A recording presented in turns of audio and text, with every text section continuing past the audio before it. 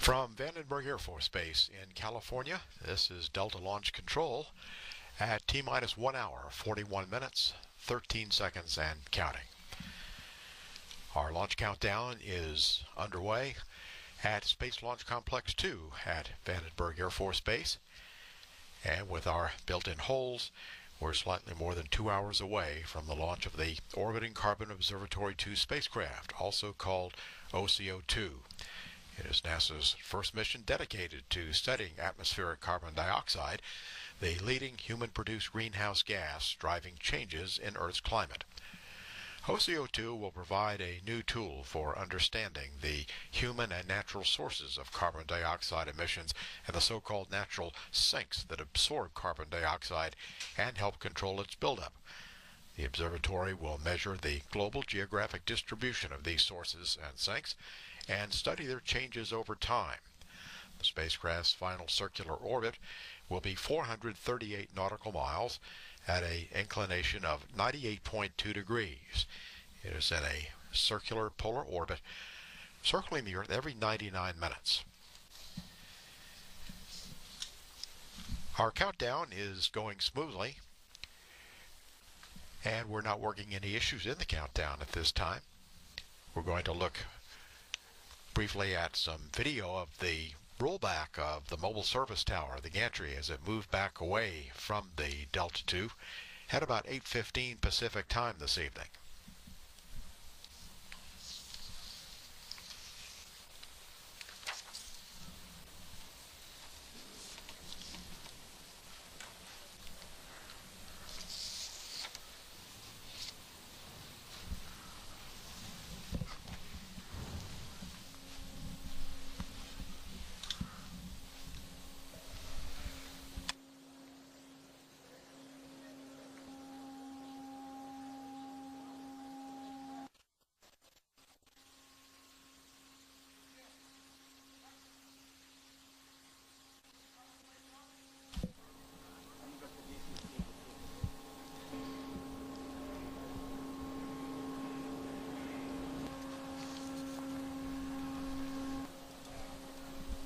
The Delta rocket, as we see it here, is approximately 128 feet tall. It's 8 feet in diameter with a 10-foot fairing, and at liftoff it will weigh 330,000 pounds.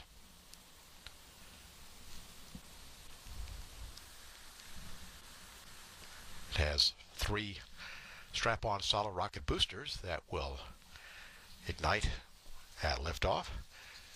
That's a brief time-lapse of our tower rollback this evening, which once again occurred about 8:15 p.m. tonight. At T-minus 1 hour, 38 minutes, 8 seconds and counting, this is Delta Launch Control.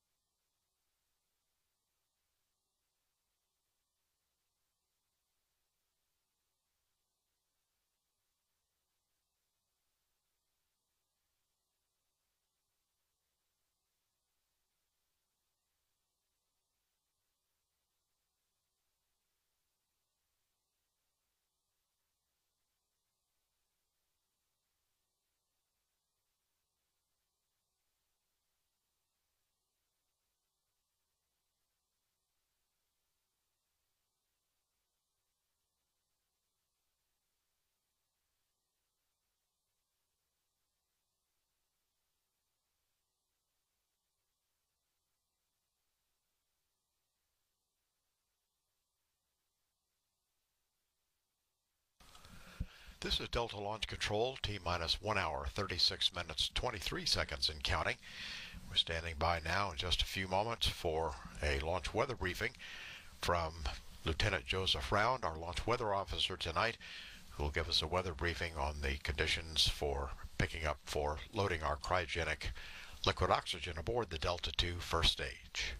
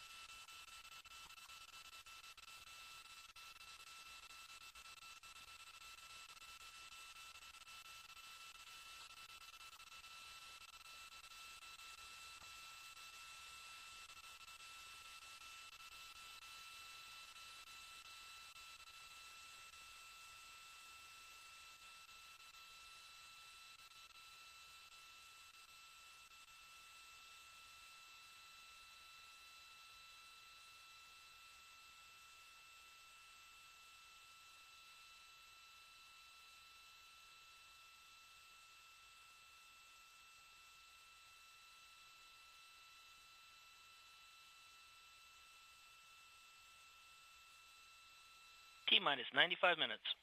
RC, conduct a weather briefing on Net 8, Weather Conference Net. All Roger. station acknowledge. LO. LO. Senior MEFCO. Senior MEFCO. Delta RC. Delta RC. LD. LD. NLM. NLM. OD. OD. LDA. LDA. L will provide current and predicted T0 status for safety and launch agency constraints with probability of violation. This is the LO. This briefing will be displayed on CCTV channel 7 and 8. Beginning with channel 7. Current satellite loop indicates rain layers present over the area. The darker green is actually fog and stratus with the lighter green land area. Moving on to the radar. All the hits you see on radar here are just ground clutter and nothing significant to worry about. And moving on to the wind data. Winds are light, about 4 knots from about a 270 radial, and it's been holding pretty steady at light winds. Turning to channel 8.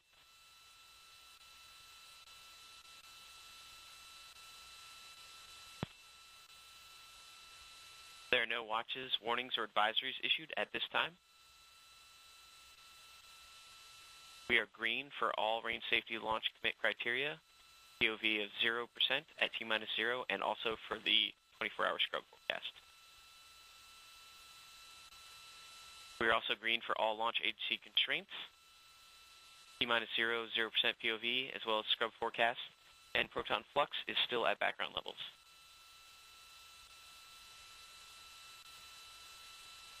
For the exposure forecast, we just still have the fog out there, 300-foot depth, and looking at a half mile to a mile in visibility with fog.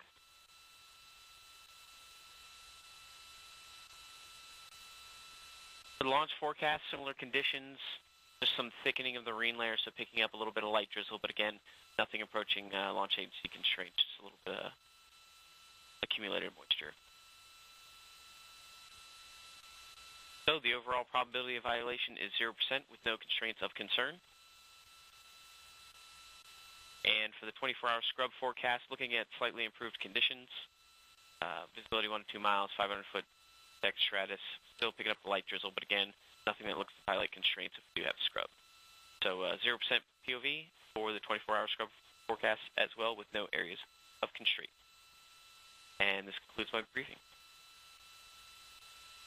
Team MEFCO, proceed with latest debris assessment. Senior MEFCO, at this time we've received the debris assessment and it is green. This will be the final assessment for the count.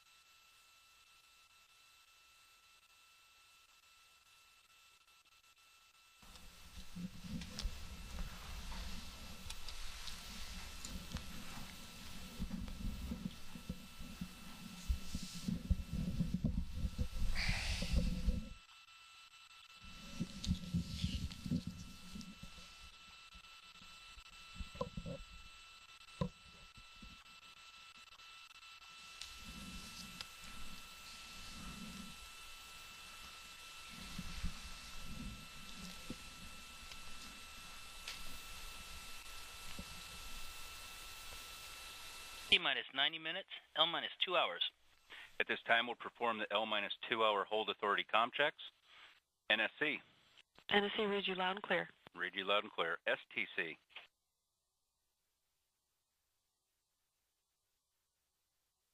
SMM. SMM reads you loud and clear. And STC. STC hears you loud and clear. SMD. SMD reads you loud and clear. Read you loud and clear. NASA CE. NASA CE reads you loud and clear. NLM. This is NLM, and I read you loud and clear. Read you loud and clear.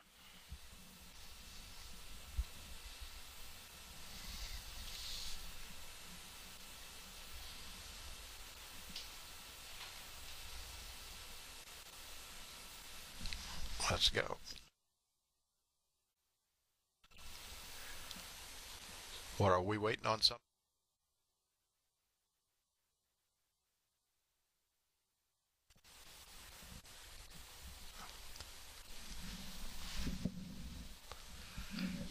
Well, we're going to have the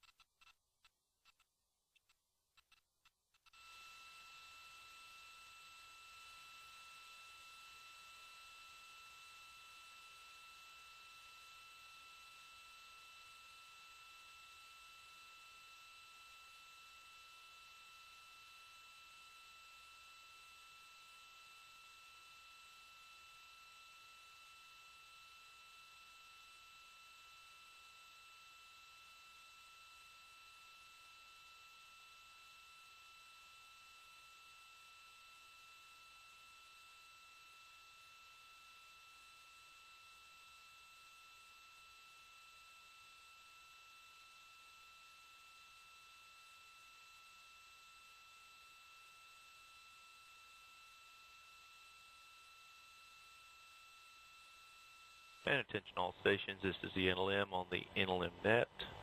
Prior to conducting the readiness for cryo tanking poll, I'll just summarize a few items. Currently working, no issues. We had a very clear weather briefing. We got great weather, violating no weather launch constraints at this time. So other than a little bit of thick fog at ground level, I think conditions are very, very good for launch.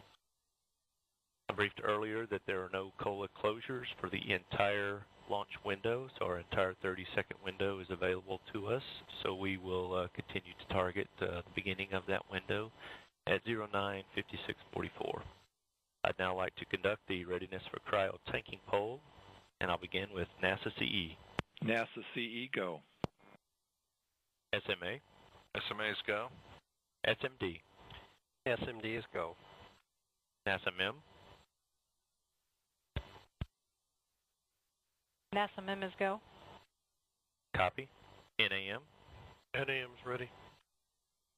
And the NASA launch manager copies. The NASA team is ready for cryo tanking.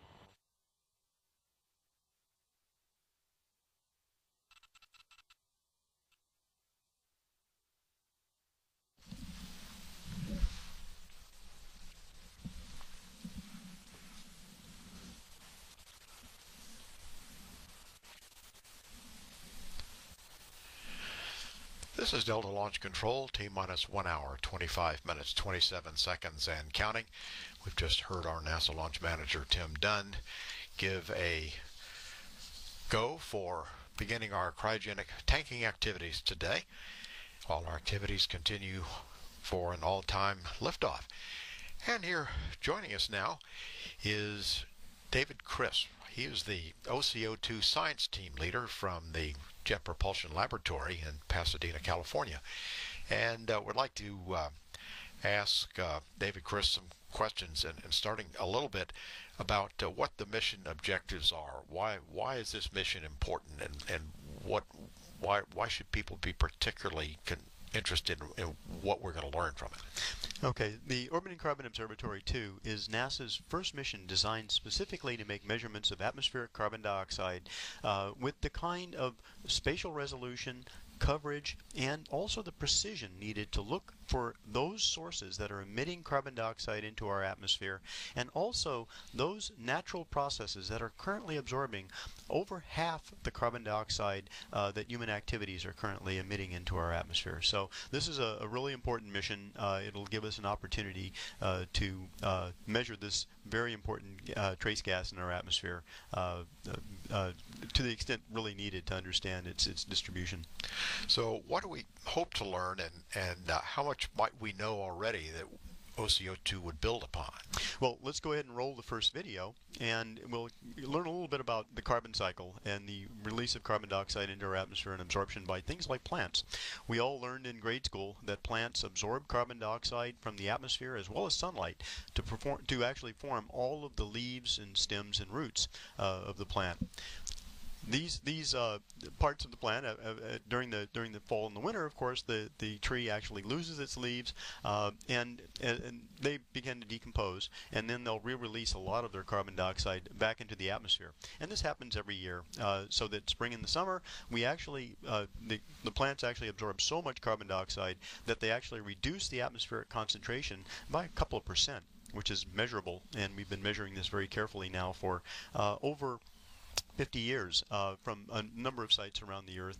And now we have about 150 sites making these measurements. During the fall and winter, once again, the plants release that carbon dioxide back into the air. And this is actually one of the most important parts of the carbon cycle, this cycle that basically is following and watching the Earth breathe every year. Now, this is an important process, and we know that this affects carbon dioxide in our atmosphere in an absolutely crucial way. But in addition to this cycle that we're seeing going up and down every year, we also see that the amount of carbon dioxide has been increasing substantially in our atmosphere, and that's mostly due to human activities such as burning fossil fuels to heat our homes, to run our cars. And this is actually driving the abundance of carbon dioxide up in our atmosphere.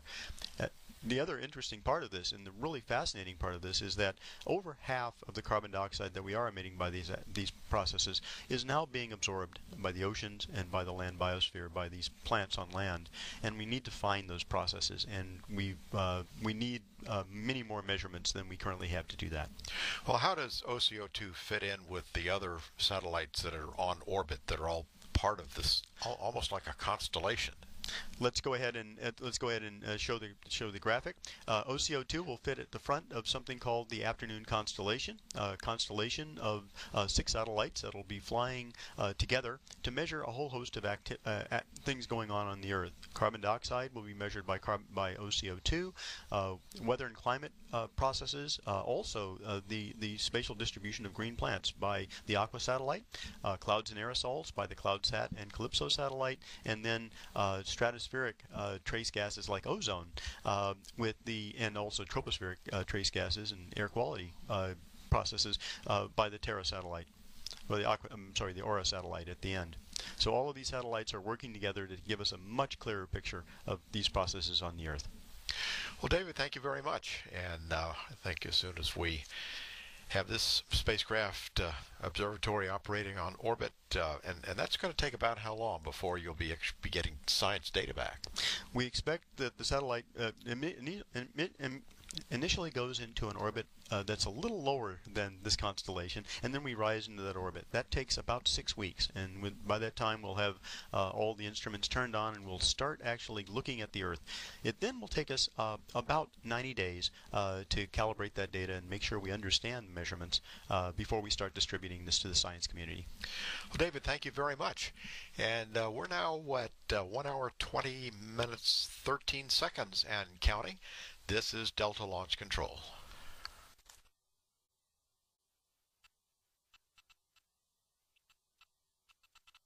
T-minus 80 minutes. RC, report predicted local area temperature range at liftoff. Record 52 to 55 degrees. 52 to 55. OSM, report when roadblock is established and flight hazard area is secured. Roger. HYE, report hydraulics, accumulator, GN2 pressure, go.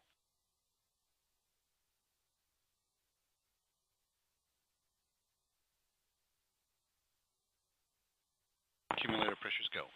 Copy. Prop 1, report engine section temp. 71.2. 71.2. Report lube line temp. 72.0. 72.0. USO, report go for cryogenic tanking. Go. LD, report go for cryogenic tanking. Go. ATC-1, begin preparations for first stage LOX loading. Roger. FAC, initiate booster engine section high-speed fan and report when heat is on, Alpha through Golf. Roger. Prop 2, verify vehicle actuation pre-press, press open.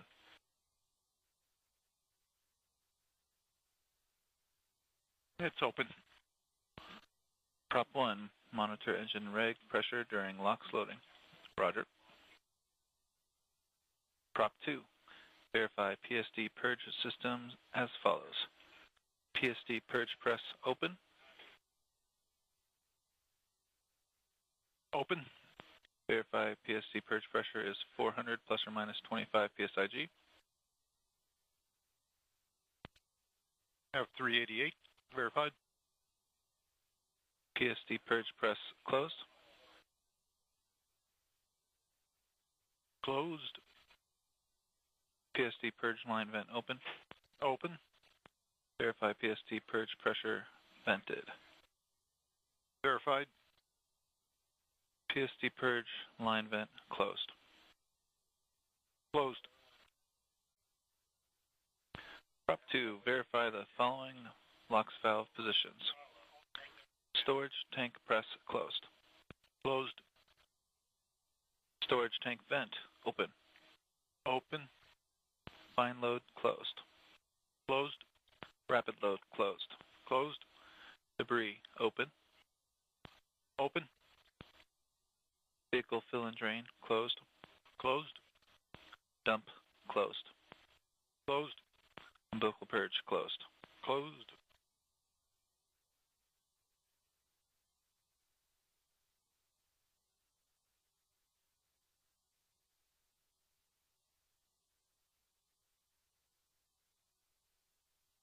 ATC, you have heat in the boat tail. Roger, thank you.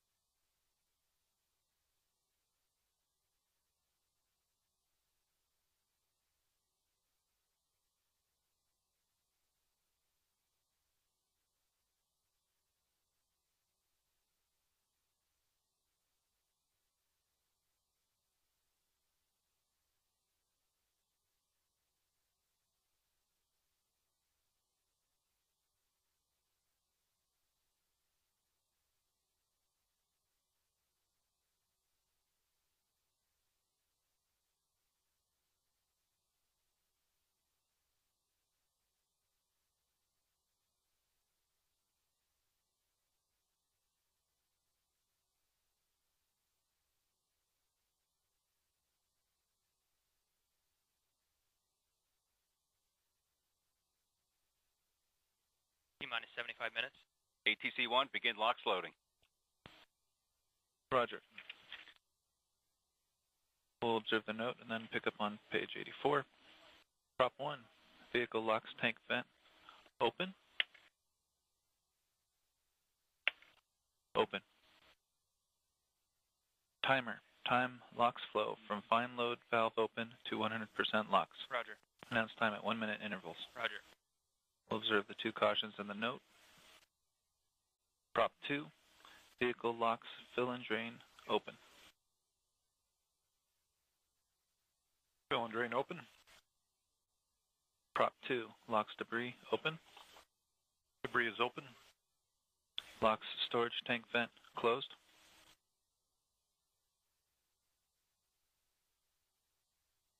Storage tank vent closed. LOX storage tank press open.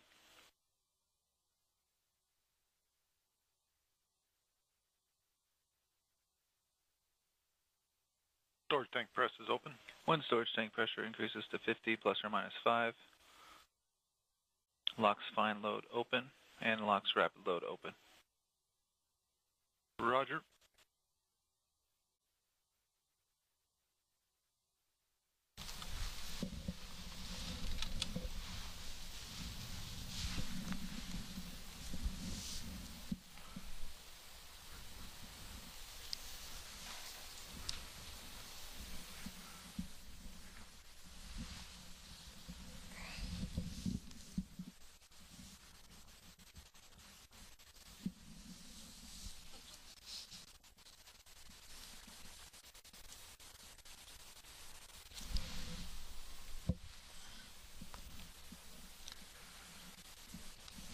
This is Delta Launch Control, T-minus 1 hour, 13 minutes and counting. Here joining us in the Launch Control Center is Ali Mendoza. She is the mission manager for OCO-2 for the Launch Services Program at the Kennedy Space Center. And we're going to ask her to kind of tell us all of the things that have been going on here at Space Launch Complex 2 and at Vandenberg Air Force Base to get ready for a launch today. And Ali, you've been actually supporting this mission for some time now, haven't you? Yes. Well, when did you first start with it? I started supporting OCO-2 during the procurement of the launch vehicle, so a little bit, about 2.5 years ago. 2.5 years ago. Yes. Okay. All right. Well, we're going to show some tape here, and maybe you can tell us some of what's been going on here of late. Okay. So here's the arrival of the first stage booster. So it comes actually from Decatur. Arrived in March earlier this year. It'll back up into the NASA building 836 here. They'll remove the transport container that it's on and actually transfer the booster onto its transportation carrier that you see there. And that all happens on the same day that it arrives. So then it'll be transferred over to the horizontal processing facility for ULA. And there you see backing in there. The next thing you see here is the payload fairings. Those arrived back in January. As far as those, you have 2 of them, so you see one, and the aluminum structure you see are the strong backs. Once they're bagged and cleaned at the NASA facility, they'll be placed over at the mobile service tower up on level 5, and so they'll be stored, and they've been stored there since January until they were ready to encapsulate the payload just recently. So it's a very, if you see there the wind hitting the bags, it's a very slow operation, and the payload fairings act like sails. So the wind is a very hard constraint for us to get them up there. So we usually do it pretty early in the morning before all the winds here at Vandenberg pick up. Here again you see the first stage of the booster being transported to the tower for ready to be erected on the launch mount. So it's about 80 feet long without the interstage on top. So again, winds play a very important and delicate to our operation out there, so we do that also very early in the morning. So this happened about March 28th, about the end of March. The interstage actually gets lifted and up on top after this. once this is done. That's the RS-27 engine for the booster. So this booster will holds the tanks for the RP1 and the LOX. RP1 being just a refined version of kerosene. These are our Gem 40s. These are our graphite epoxy motors. They're the solid rocket motors that are attached to the bottom of the Delta II. For OCO-2, we have 3 of them. You may have seen other missions where there could be up to 9. So these are about 50 feet high, 50 feet long. And again, wind will play an important part, so you'll see lots of handling and holding them and lines so they don't move around too much. And those come from ATK in Utah. Here you'll see the second stage. The second stage is actually powered by an Aerojet AJ-10 engine. So that'll have a nitrogen tetroxide and also some hydrazine, like a very toxic blend of hydrazine, called Aerozine 50.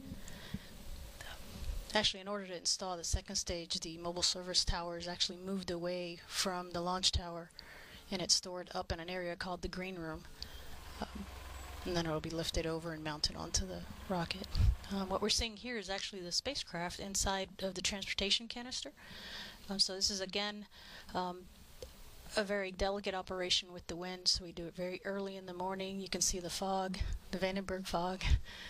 Right there's only about a foot clearance to get the can in there, so it's a very slow operation with lots of spotters. And here you see it being mated to the launch vehicle. Uses about 66 bolts to mate down. Once it's mated, they'll remove the canister, transportation canister, and there you start seeing a glimpse of OCO-2.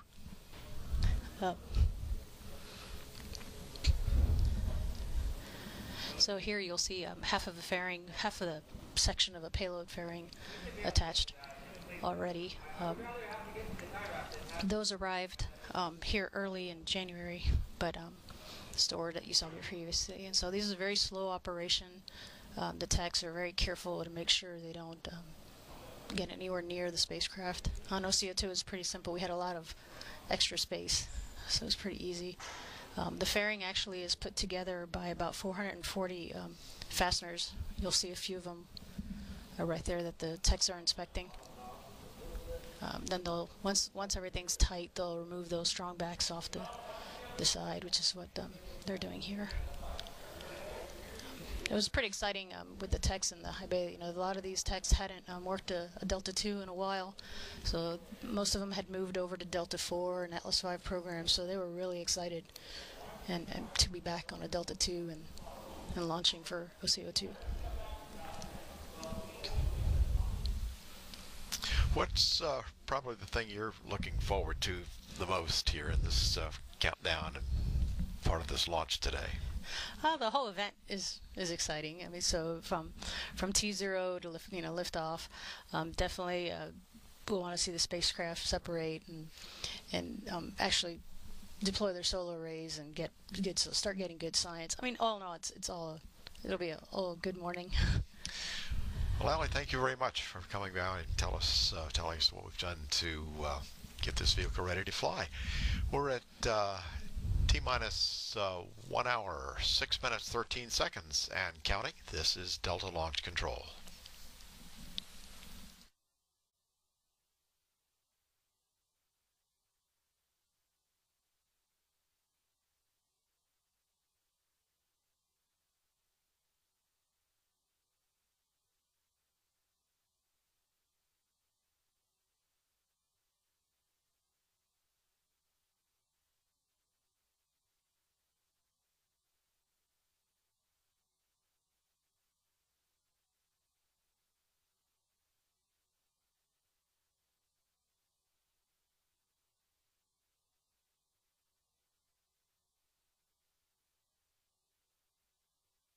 Eight minutes, LOX flow.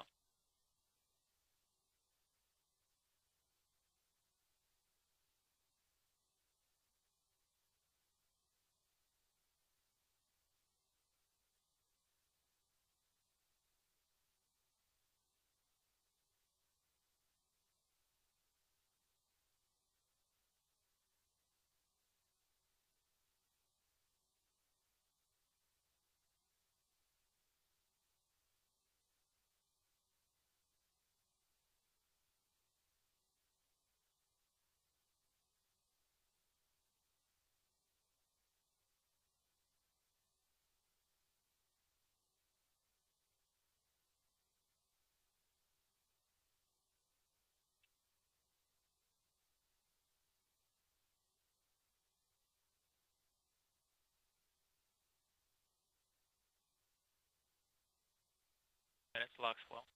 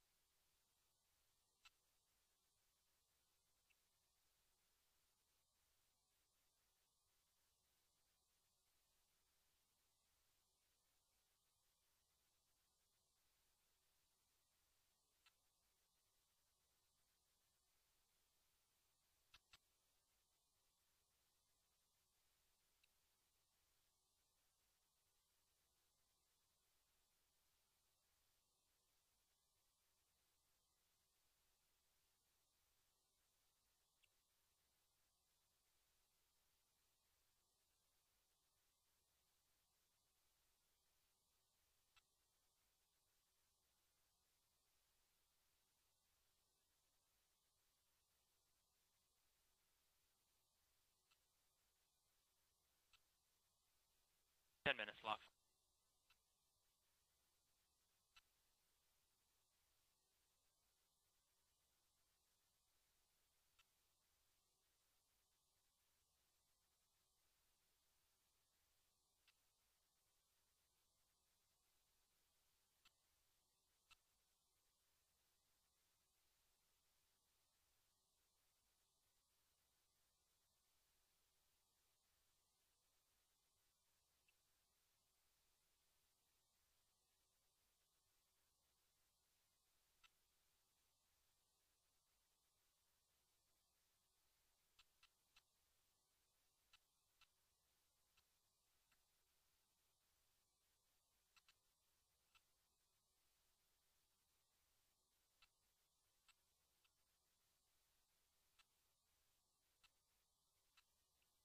Minutes, LOX flow.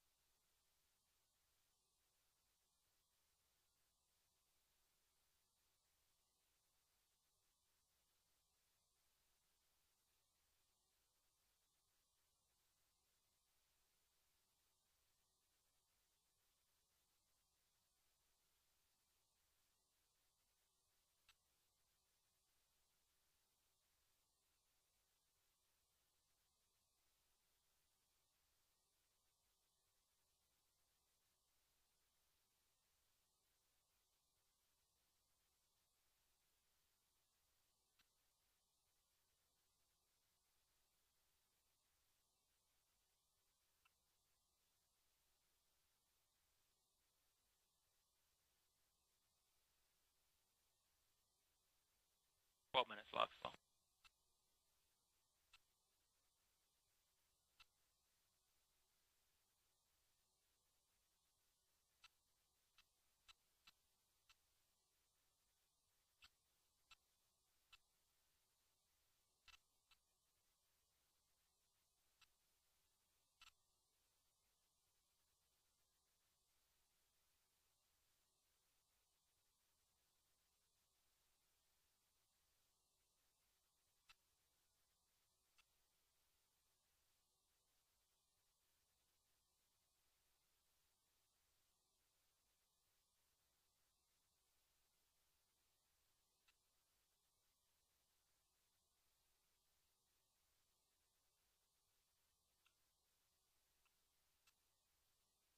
We have Gox at the LOX start tank vent.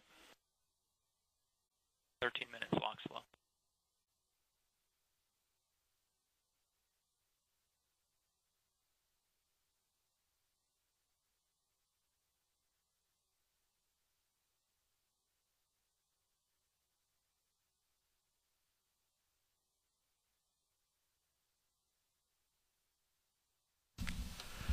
This is Delta Launch Control at T-minus 1 hour and counting. The OCO-2 mission has special meaning to NASA's Launch Services Program, as we've dedicated it to one of our LSP teammates, Lori Walls. Lori began her career over 30 years ago as a thermal engineer for McDonnell Douglas in Huntsville, Alabama, supporting NASA's Marshall Space Flight Center. She moved to Florida in 1985. Shortly after coming to Florida, Laura became a civil servant working on the shuttle program for the return-to-flight effort for Challenger. In 1998, Lori joined the newly formed Launch Services Program as one of the founding members of the Flight Analysis Group. She served in LSP as the thermal discipline expert until her untimely death earlier this month. Lori worked thermal issues for numerous NASA Delta II and Atlas V missions. Lori was an integral member of LSP's family, and she was truly dedicated to NASA and the Launch Services Program team. She'll be greatly missed. We honor Lori with a special memorial placed on the Slick 2 umbilical tower, and we thank the United Launch Alliance for helping to make this happen. We're now at T-minus 58 minutes, 45 seconds and counting. This is Delta Launch Control.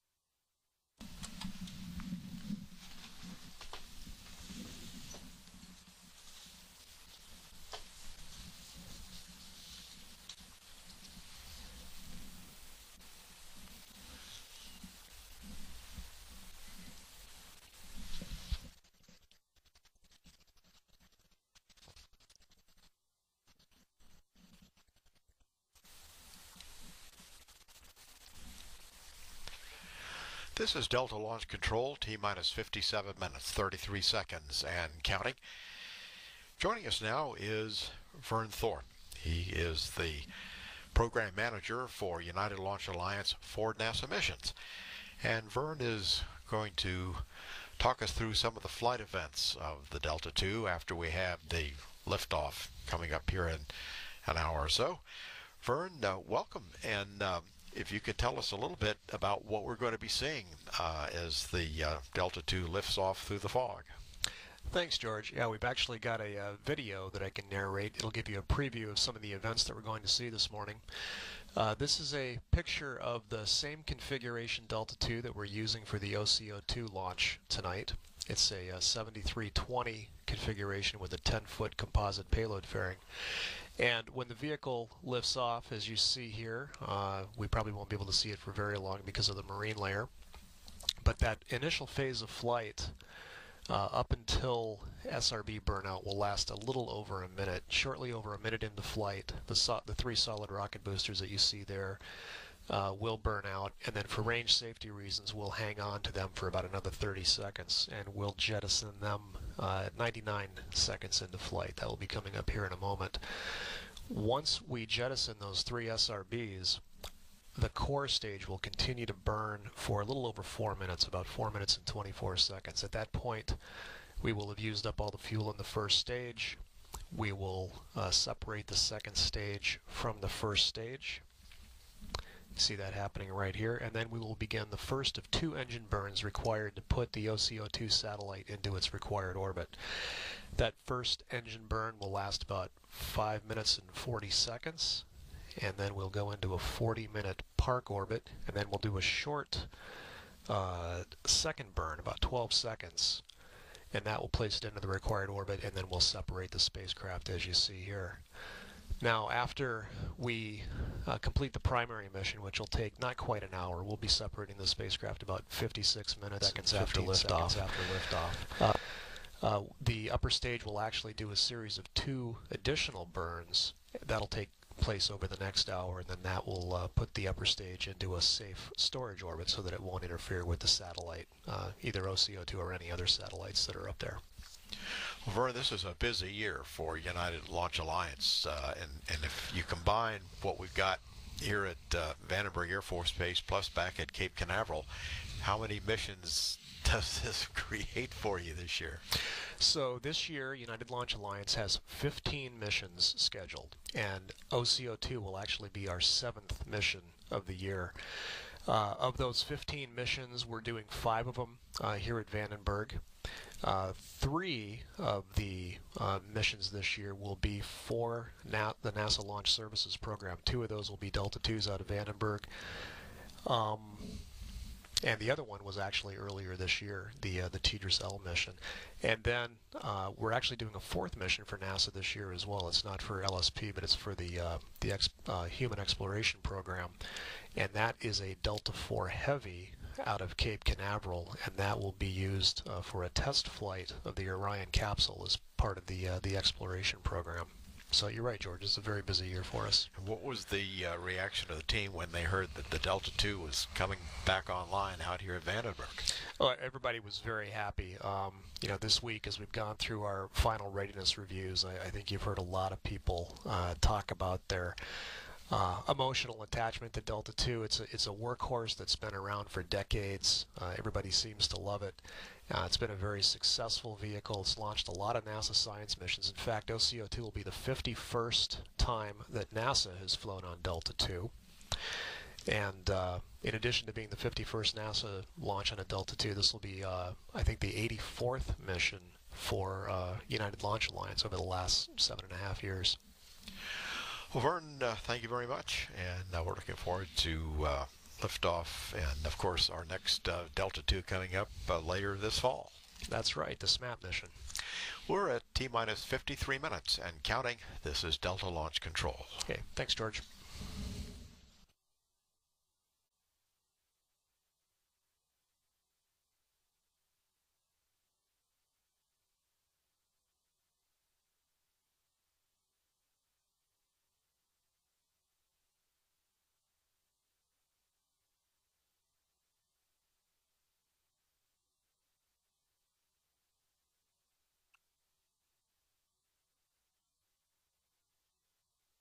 Minutes LOX flow.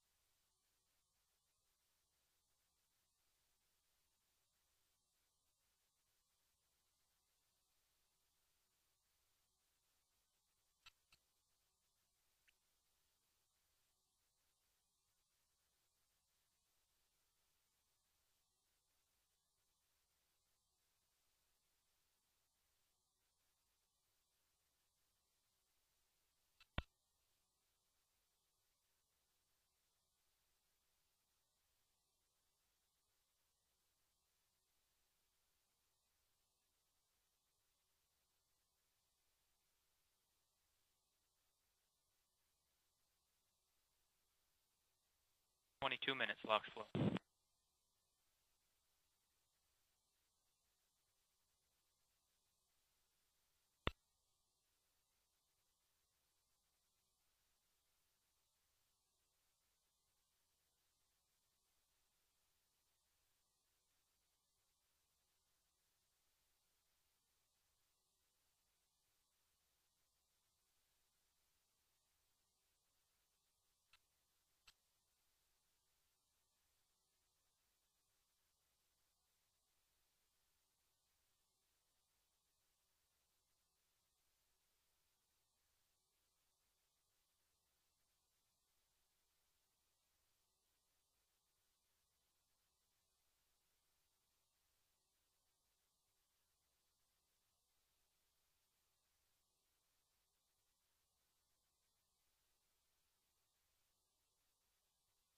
Minutes LOX flow.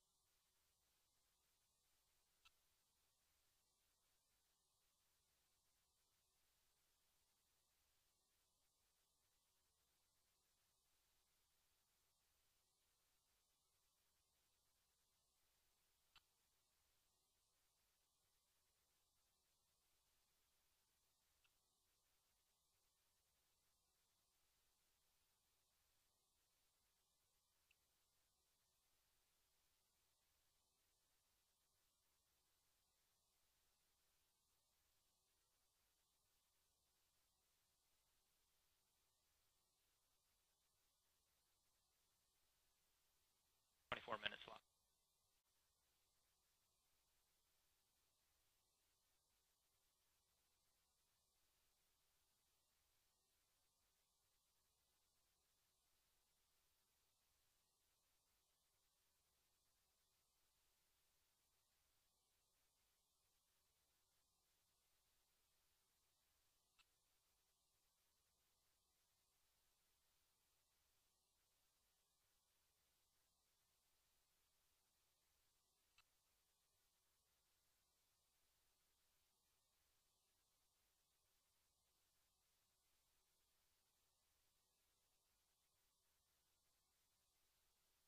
.95% lux.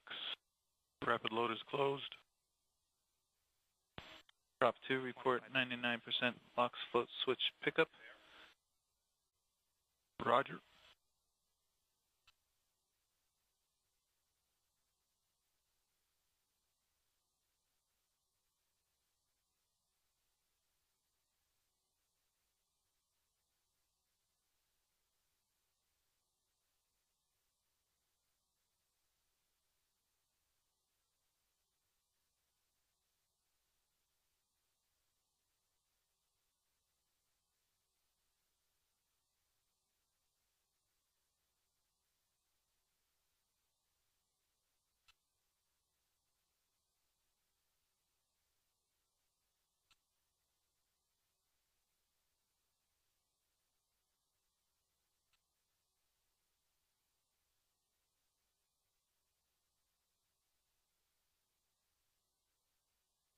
.99%.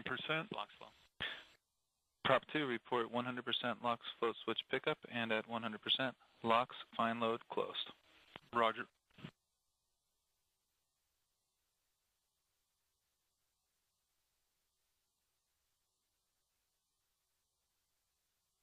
.100%.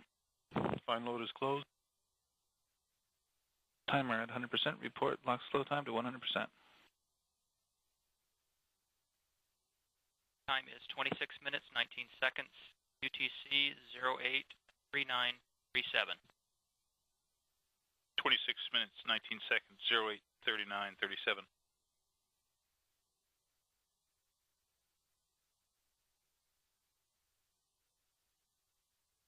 Prop 2, LOX load timer enable to off.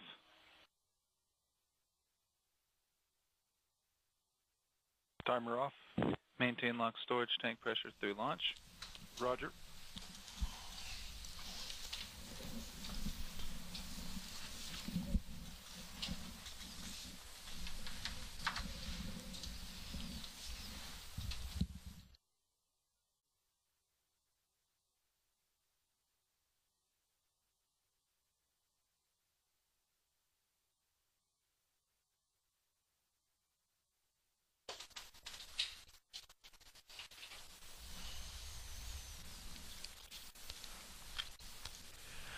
This is Delta Launch Control, T-minus 45 minutes, 48 seconds and counting.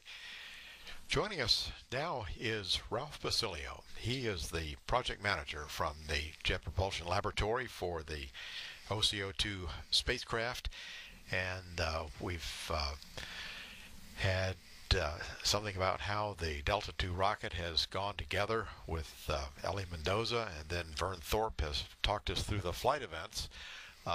In just a few moments, we're going to get you also to explain to us something about what's going to happen after it comes off the rocket.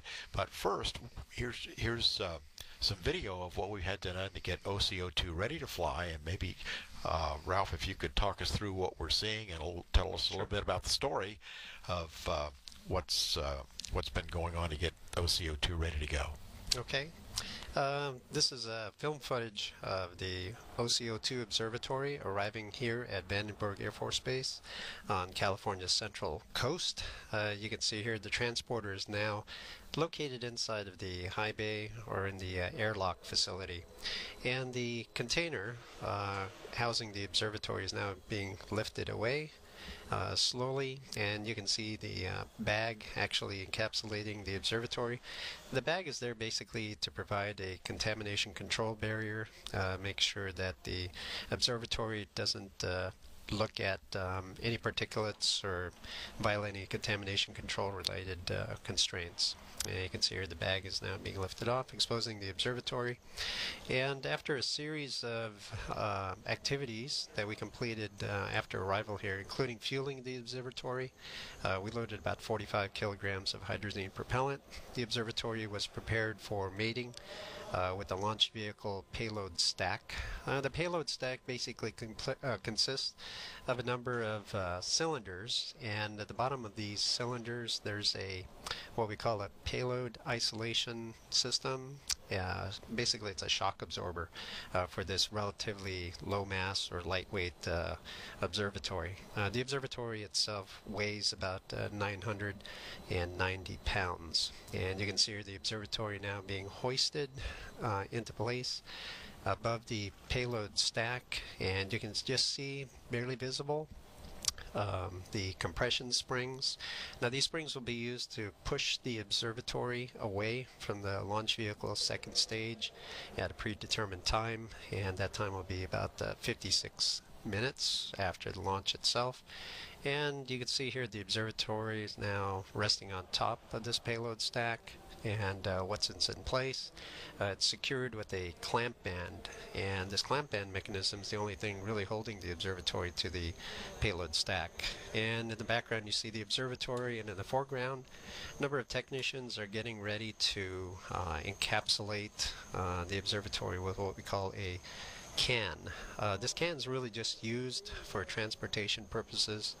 Make sure that the observatory remains healthy and safe. There's temperature and humidity control, as well as contamination control. And you can see here the technicians are assembling the bottom of the can. It comes in several different segments, and they're bolted into place. And once that process is completed, you'll see a little bit later the can itself, which also has a plastic bagging material over it, being hoisted above with the crane, and the can is now in position and gently being lowered over the observatory. And again, this can is used to protect the observatory from all of the elements as the observatory is transported from the payload processing facility to the pad. The pad is Slick 2 West, so that's Space Launch Complex 2 West, and it's only about a 2-mile distance between the payload processing facility and the pad itself. And you can see here the technicians making sure that everything is nice and tight, and again protecting the observatory from the elements during the short transit period. And now that the can has completely encapsulated the observatory, it needs to be moved over to the transporter system, and you can see here the joint team of technicians from United Launch Alliance, the Launch Services Program, and from the observatory team now placing the can with its contents on the transporter itself, and you can see they're bolting the can into place. And some final inspections here with the technicians, just making sure everything is secured, and they're lifting or removing the hoist away from the can. And technicians there are completing activities, and this is the early morning transit, so around 4 or 5 a.m. local time. The transporter moved the can with its contents, again from the payload processing facility, that's Astrotech Space Operations, over to Space Launch Complex 2 West. And you can see the observatory sitting on top of the launch vehicle proper. And that's about it. Well, as we mentioned, we've seen what's going to be happening during flight of the Delta II. So after it separates, we thought maybe you could walk us through a little bit what's going to happen right away.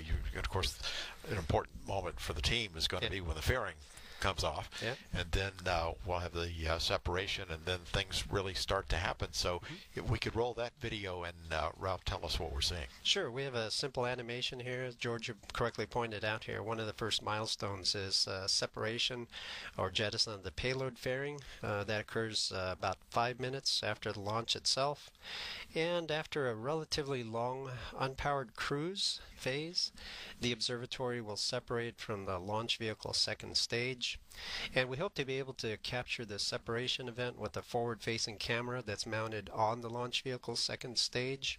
And about 3 minutes after the separation event itself, the observatory will begin executing a number of onboard commands, and one of those will be to start the deployment of the solar array panels or solar array wings. And this is kind of a sped up version. It takes probably about 8 to 10 minutes for the complete solar array deployment. That's going to provide the power that the observatory needs. We want to also be able to establish communications with the ground and make sure that things look good with our initial health check, and that'll be about 2.5 hours after the launch itself. And once the observatory has completed its process, then we can go ahead and perform a series of in-flight activities to make sure that spacecraft is configured for flight, and then raise the altitude of the observatory to the requisite 705-kilometer orbiting altitude. And when you're off the rocket, what are the communications conduits that you'll be using to get the data back to you? Yeah, we'll be using both space assets, so TDRS, and we'll also be using ground assets, specifically the satellite complex in Alaska. So we intend to fully utilize both those resources during the first day as part of our initial checkout activities. And as far as the point where you feel you're reasonably confident that you have a healthy spacecraft will be about how soon after separation? We will be able to do our initial health check with the observatory about 2.5 hours after the launch itself, so about 5:30 a.m. Pacific Daylight Time. We'll be able to provide a first status check on the health of the observatory. Well, Ralph, thank you very much, and best of luck to you and, of course, the Orbital Sciences team as well. Ralph Basilio, the OCO-2 project manager from the Jet Propulsion Laboratory. And we're now at T-minus 37 minutes, 7 seconds, and counting. This is Delta Launch Control.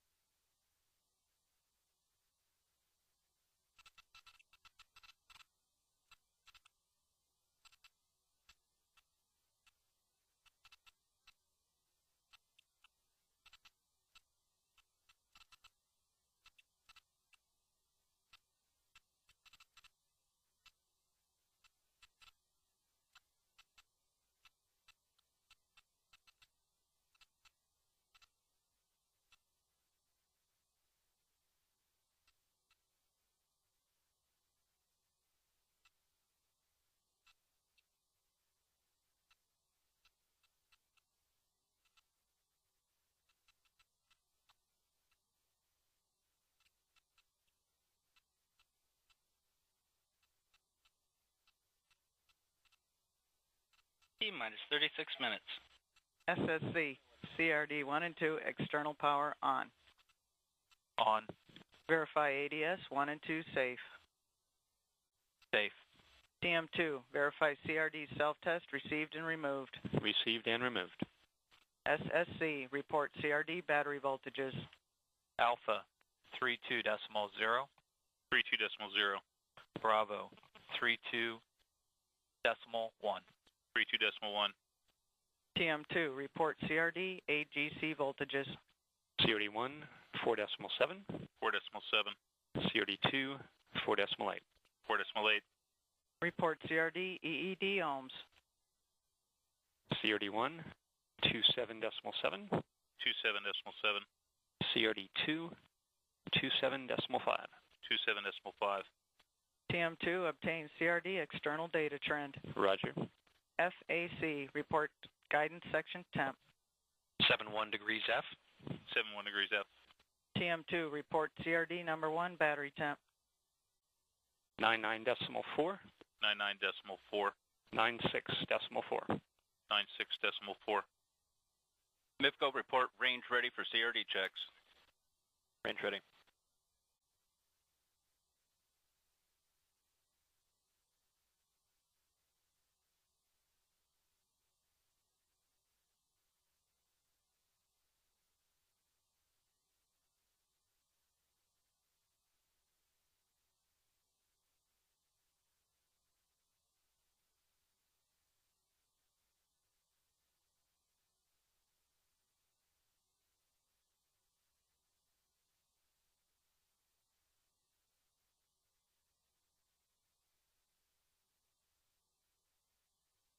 T-minus 34 minutes. TM2, verify CRD 1 and 2 pilot tone received. It's verified. LC, Ord bus enable on. On. SSC, CRD 1 and 2 internal. On. Internal. MIFCO, send 1 second CRD self-test on the standby transmitter. Rudder, on my mark. 3, 2, 1, mark. +1, test removed. TM2, report self-test complete. Complete. MIFCO, switch to master transmitter and report complete. MIFCO proceeding.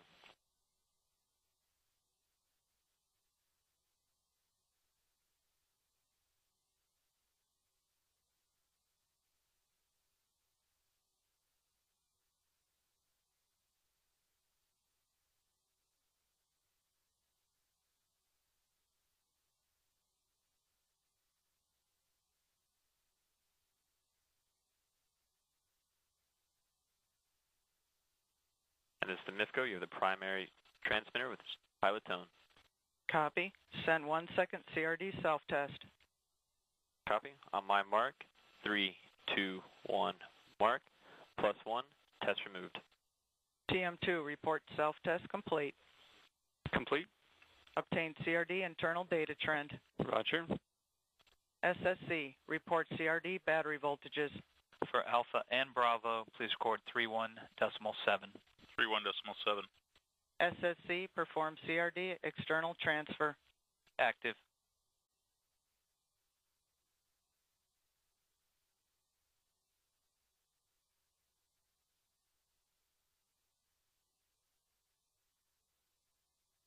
Complete. Report command receiver checks complete and acceptable. LC. Go. FISBO. Nominal. MIFCO. Go.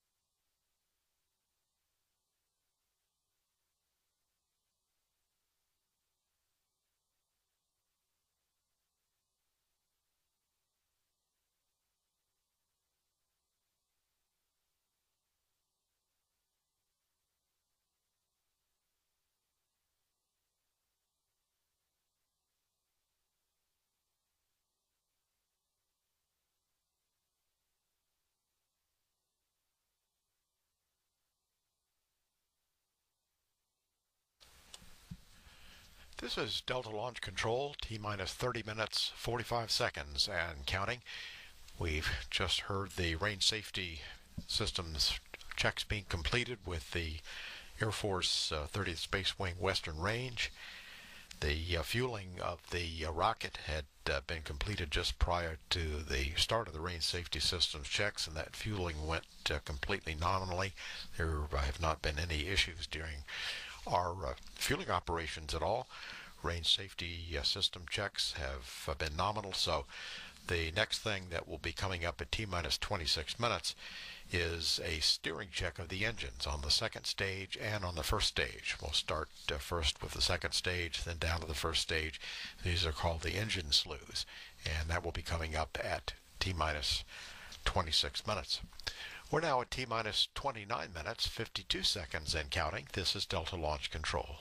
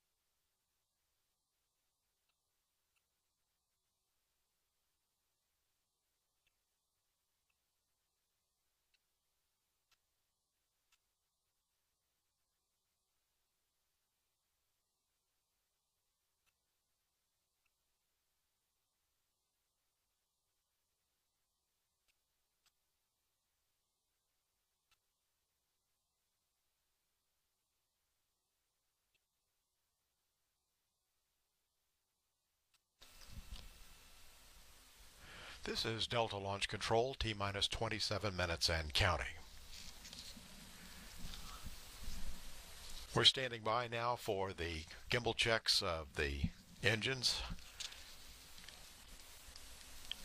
The second stage will be first, followed by the first stage, and when we get to the first stage, we're hoping about halfway through that to see the first stage engine actually moving about its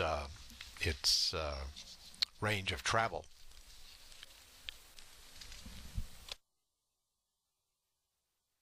Ready.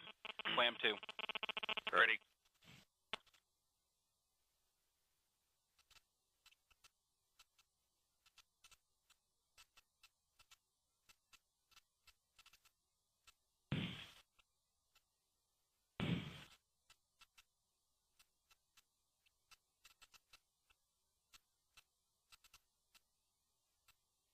T-minus 26 minutes.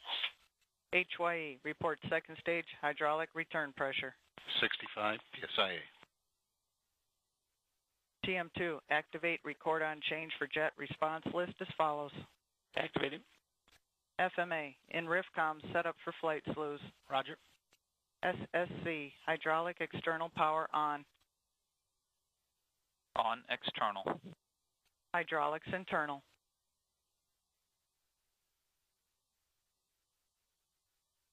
On internal.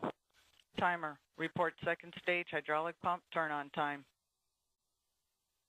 090112. 090112. TM2, report second stage slews is received. Roger. TM1, report first stage slews is received. Roger. Timer, monitor second stage pump run time. Roger. FSC, slew limits on. On. SSC, slew limits on. On. FMA, on your mark, PD2 on. 3, 2, 1, mark. Getting coast slews, jets 1 and 4, 3 and 6, 1 and 6, 3 and 4, jet 2, and jet 5.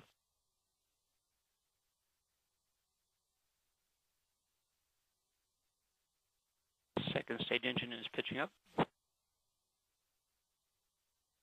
Second movement to the stop. Returning to center. Center. Pitching down. Second movement to the stop. Returning to center. Center. Yelling right. Second movement to the stop. Returning to center. Center. Yelling left. Second movement to the stop. Returning to center. Center. Second stage powered slews complete. Beginning first stage slews, V1 pitch down, V2 pitch up. Second motion to the stop. Hydraulics off. Return center. Center. V1 pitch up, V2 pitch down. Second motion to the stop. Returning to the center. Center. V1 and 2 pitch up.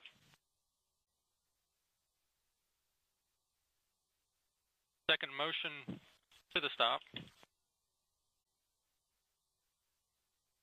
Returning the center. Center. V1 and 2 pitch down. Second motion to the stop. Return in the center. Center. V1 and 2 yawing right. Second motion to the stop. Returning to null. Null.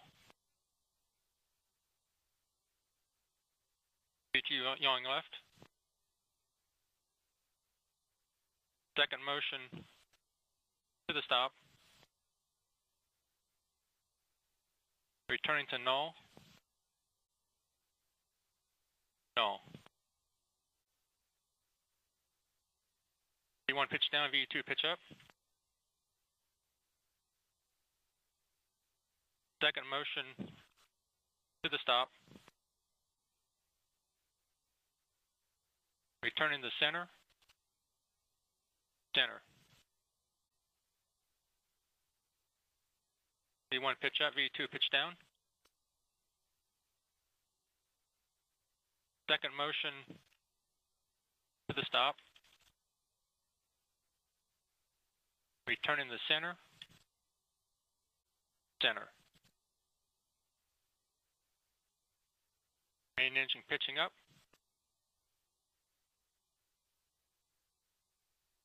Second motion to the stop. Returning to center. Center. Main engine pitching down. Second motion to the stop. Returning to center. Center. Main engine going right. Second motion to the stop. Returning to center. Center. Main engine going left.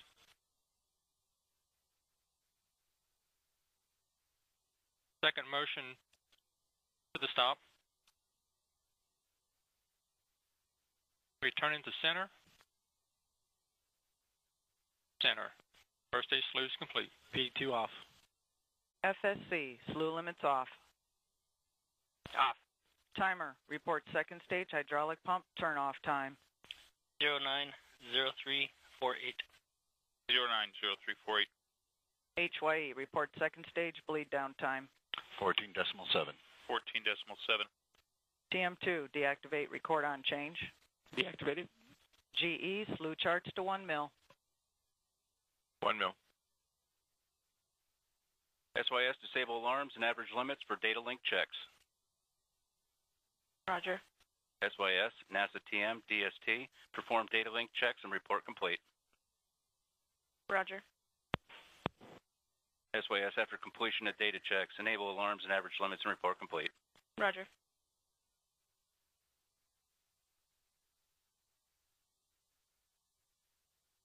DST at the A50 panel, establish TFE number 1 PCM switch to the NASA position. 1 to NASA. And establish TFE number 2 PCM switch from the umbilical to NASA position. 2 to NASA. And verify decom lock on streams 2 and 3, TFE 1 and 2. SEM, verify data quality acceptable. Acceptable. DST at the A50 panel, establish TFE 1 PCM switch to the umbilical position. 1 to umbilical. And establish TFE 2 PCM switch to the umbilical position.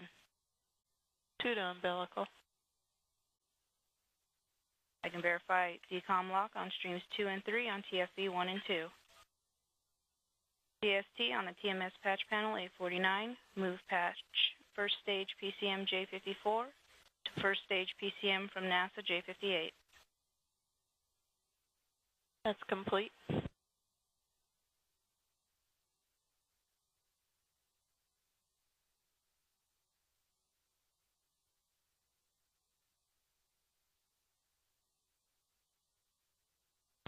LC, ATC.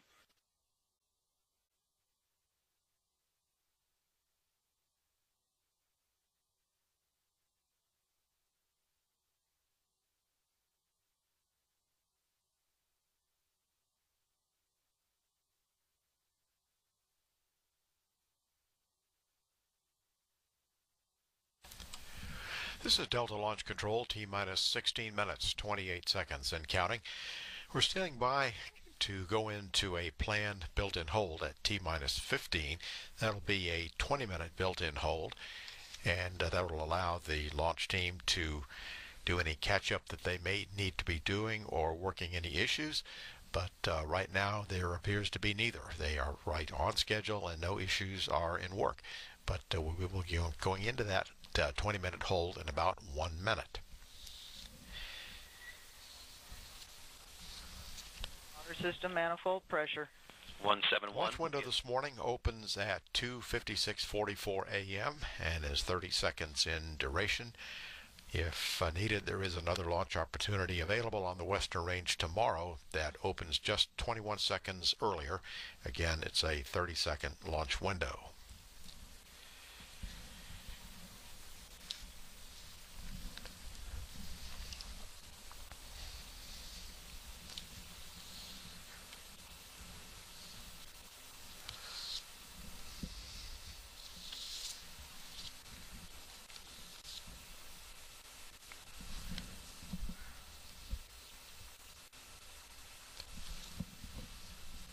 Standing by now to go into the planned built-in hold in 3, 2, 1, T-minus 15 minutes and holding. 20 minutes built-in 20-minute hold. Timer. Verify the countdown This clock. is Delta Launch Control.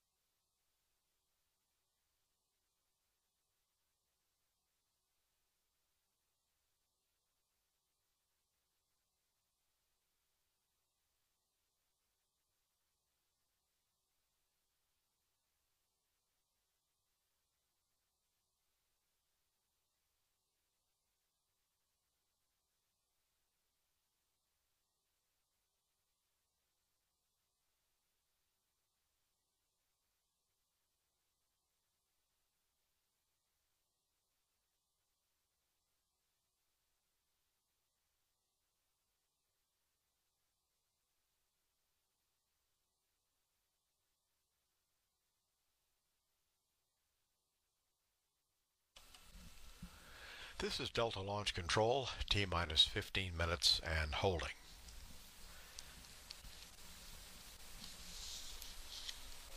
very important milestone for the spacecraft is when it goes to internal power. That's going to be happening at T-minus 12 minutes after we come out of the built-in hold. Today's launch date of July 1st, 2014 has remained the same since the planning for the mission began, and it was set 2 years and 3 months ago and has not changed. Spacecraft atop the rocket weighs 992 pounds. It's 6.5 feet tall by 3.5 feet wide, and the observatory's manufacturer is Orbital Sciences.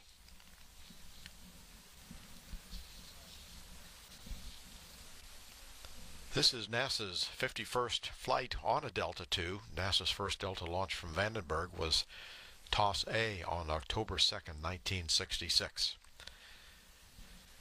From the Delta II perspective, this is the 42nd Delta II from Vandenberg.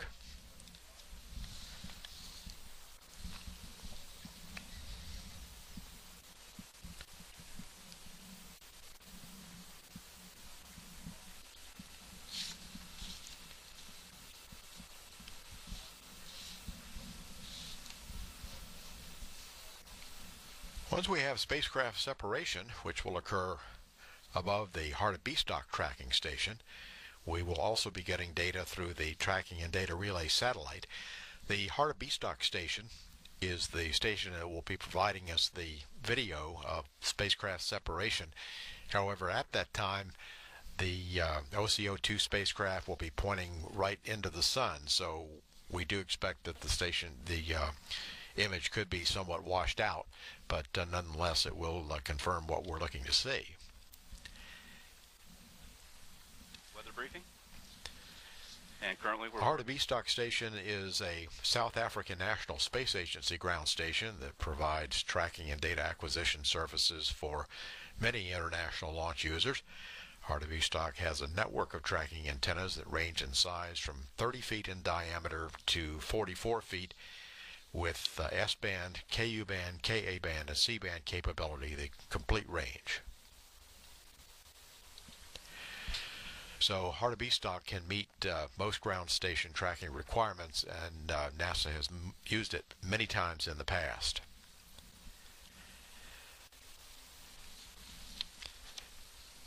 About halfway through the first orbit after spacecraft separation, OCO-2 is going to be acquired by the Alaska Satellite Facility, which is part of the NASA Near-Earth Network.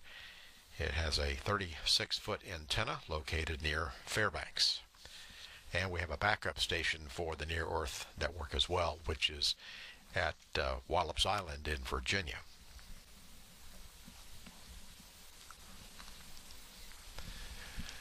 At T-minus 15 minutes and holding, this is Delta Launch Control.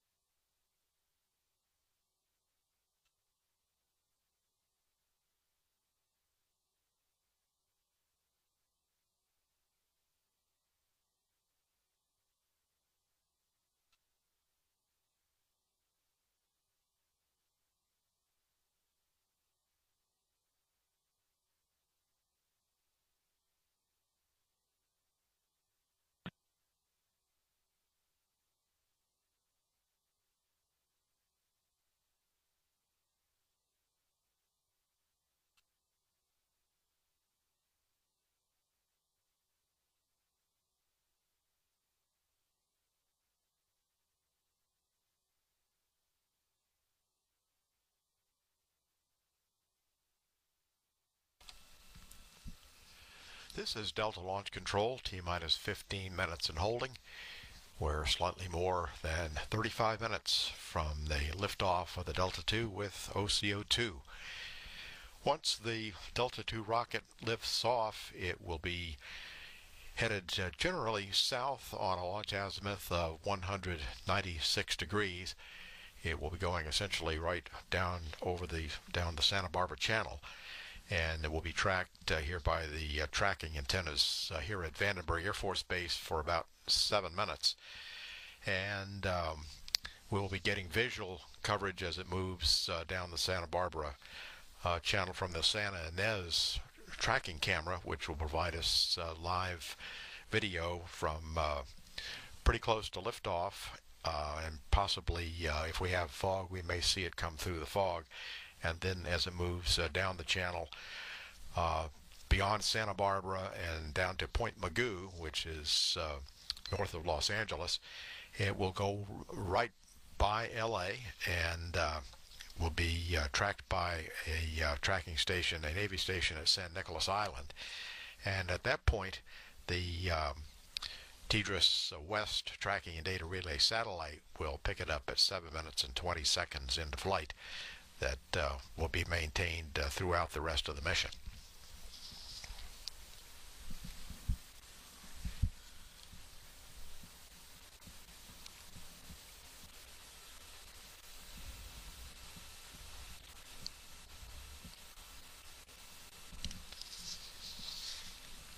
We got a weather briefing coming up here shortly from Lieutenant Joseph Round.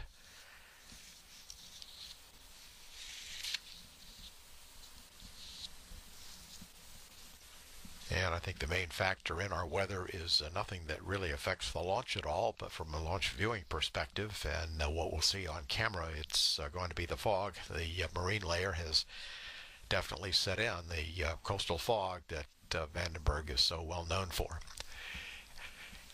At T-minus 15 minutes and holding, this is Delta Launch Control.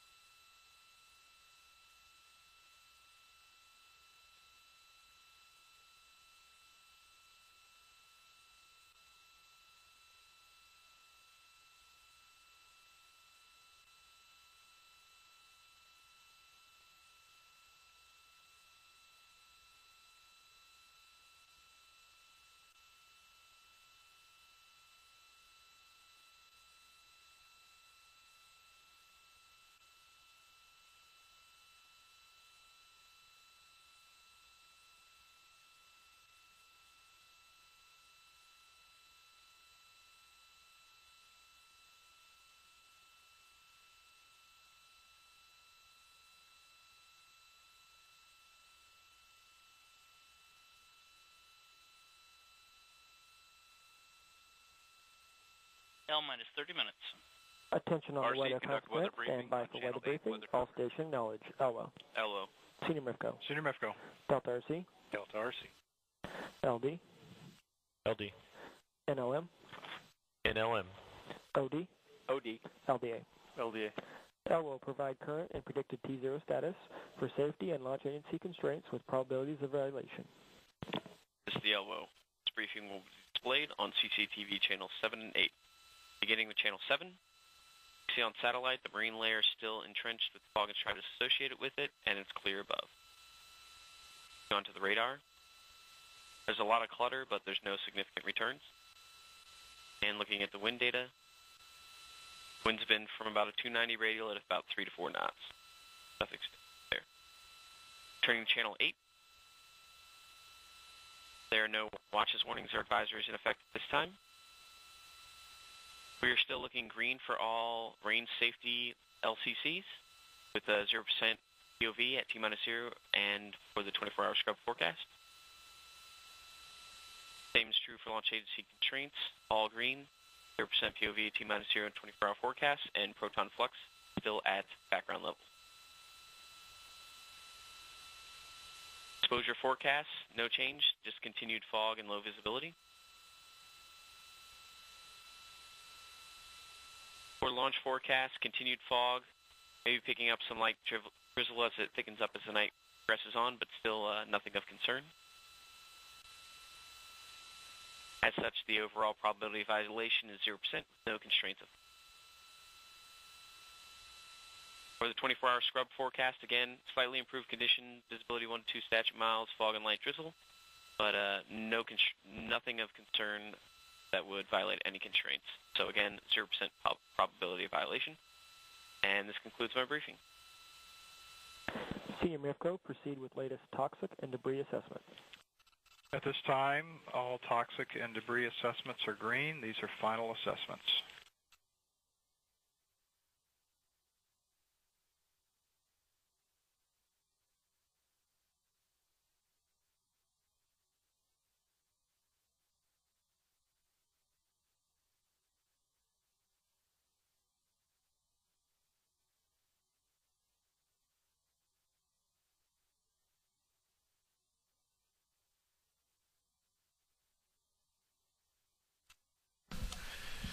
This is Delta Launch Control, T-minus 15 minutes and holding. We're about 2 minutes and 10 seconds away from picking up the countdown once again.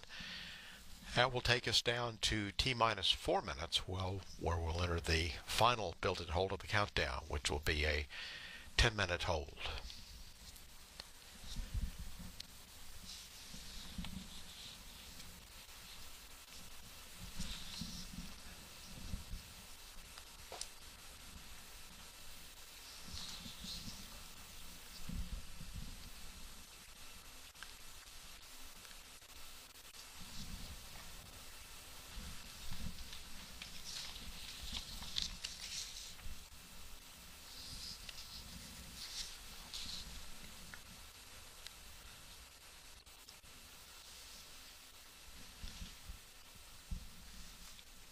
Some of the voices that we've been hearing, just heard our launch weather officer, Air Force Lieutenant Joseph Round, our launch director for the United Launch Alliance is Don Malin,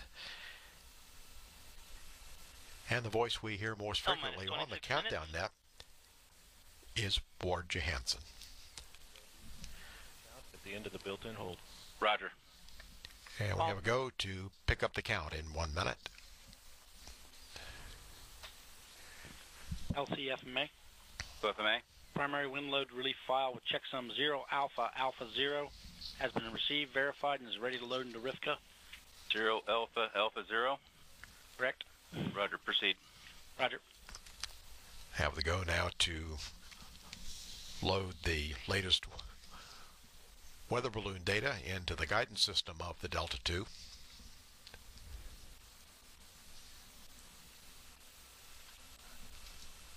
Picking up the countdown now in 10 seconds.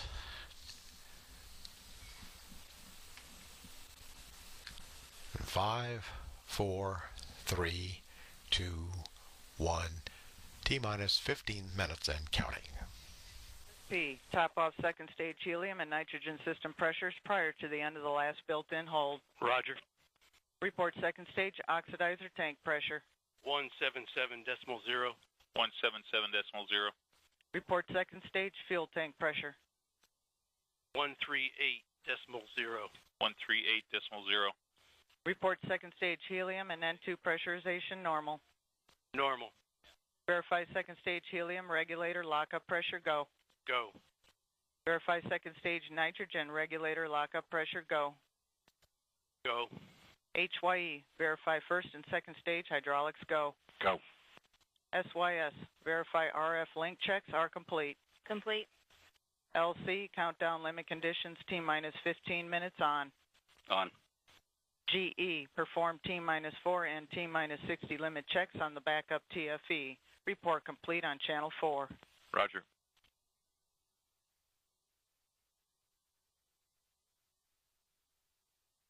LD, this is LC on that one.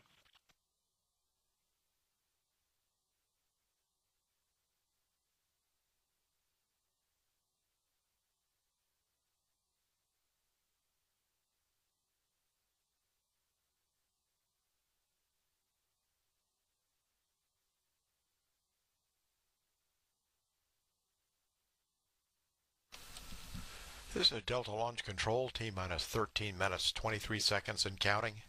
Standing by for the spacecraft to go to internal power in about another minute and a quarter. Team evaluated the second stage N2 reg pressure. It's exhibiting same characteristics as in the WDR with a slight decay. We evaluated, recommendation is to conservatively lower the base limit by 1 bit toggle, which is 2 psi. We want to go from 250 to 48 with your concurrence. LC concurs. LD? LD concurs. NLM? NLM concurs. LC2, put that in work, please. SYS ALC, net 1. So? Roger, for parameter Victor 2 November 2 underscore reg underscore PRS underscore R. Change the red lower base limit from -10 to -12 and the yellow lower base limit from +5 to +3. Report when complete. Roger.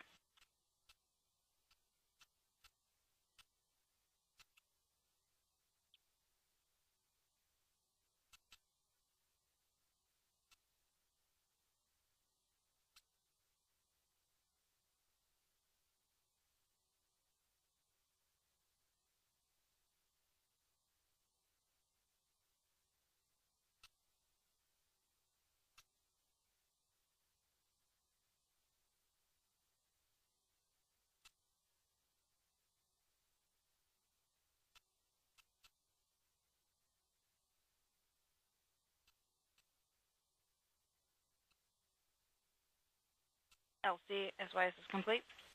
Roger, SYS.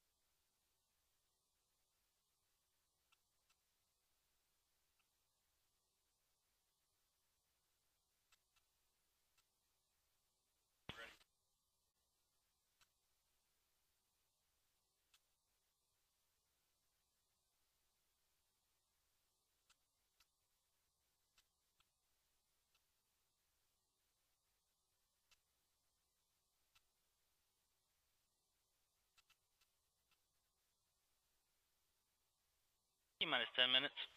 FAC, verify the following AC parameters within limits prior to the end of the last built-in hold. Roger. RCO, report vehicle beacon go on external power. RCO go. Prop 1, verify engine regulator go. Go. Report engine section temp. 68.2. 68.2. Report loop line temp. 63.7. 63.7. Verify booster helium and nitrogen pressures within limits prior to the end of the built-in hold. Roger. Establish vehicle fuel tank vent closed. Closed. Vehicle fuel tank press open. Pressurized tank to 24 to 30 psi-G. Then vehicle fuel tank press closed. Pressurizing.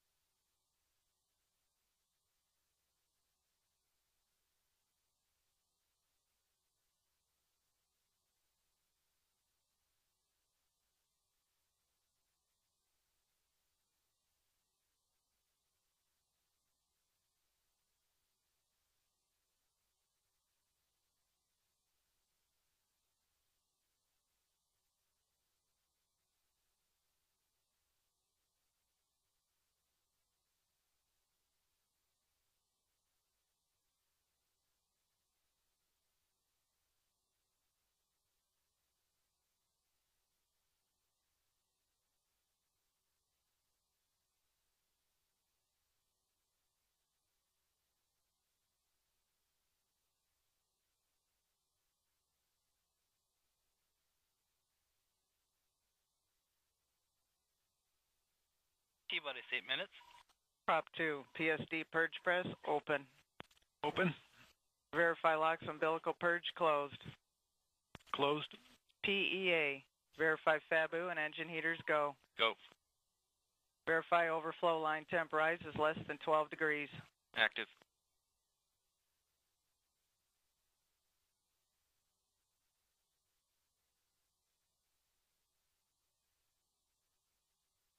Verified.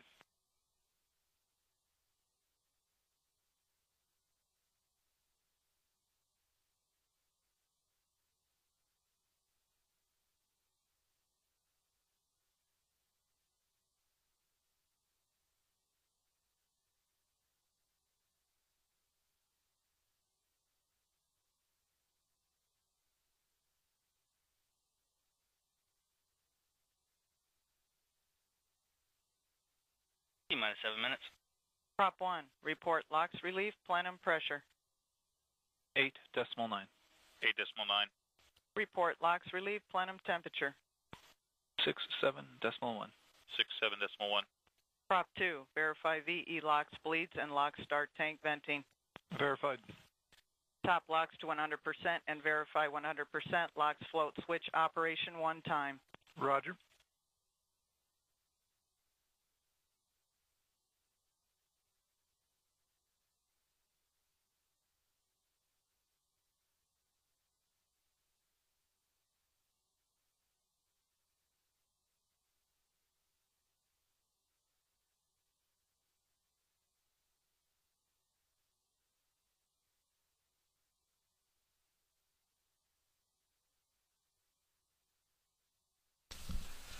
This is Delta Launch Control, T-minus 6 minutes and counting.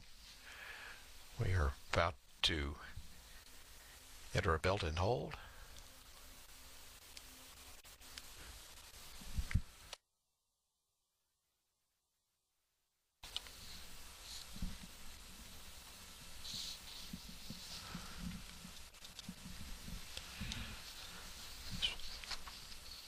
Ralph Basilio is conducting a final check of his test team now.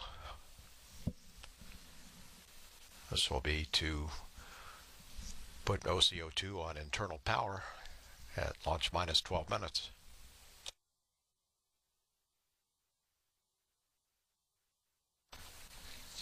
And Ralph Basilio confirms that we are go for going to internal power at the right point in the countdown.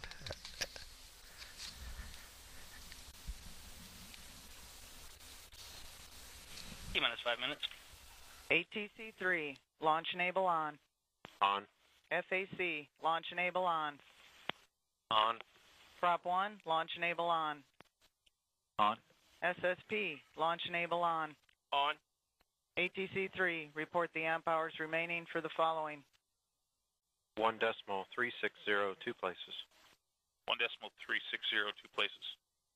TM1, ORD latch set. Set. TM2, ORD latch set. Set. Timer at T-minus 4 minutes. Verify the countdown clock is holding. Roger.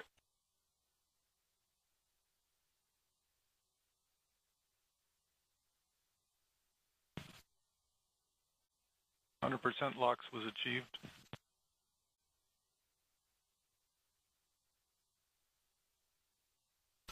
Standing by now to go into the hold in 3, 2, 1, T-minus 4 minutes and holding. Hold. SSP, vent umbilicals prior to the end of the built-in hold. Roger.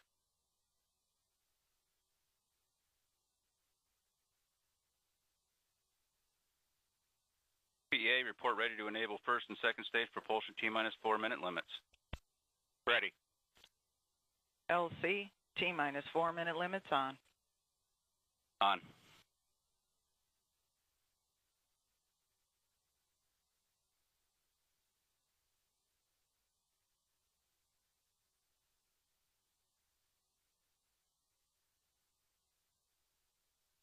Level wind data, and it is green for the entire window at this time.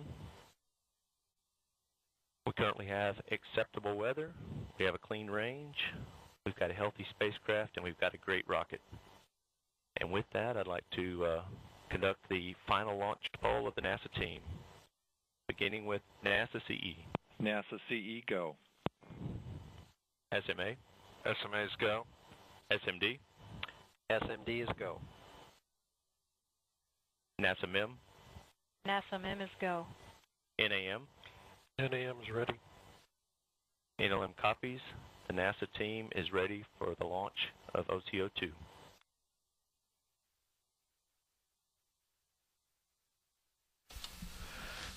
This is Delta Launch Control. We're at T-minus 4 minutes and holding. We have 8 minutes and 20 seconds remaining in this final planned built-in hold. We heard our NASA launch manager Tim Dunn poll the NASA team for their readiness to pick up the countdown, and NASA is go. At this point, we're still green on all constraints. No engineering issues in work, no weather issues. Spacecraft is go. So we are continuing to target a liftoff at 2:56:44 a.m. at the opening of a 30-second window.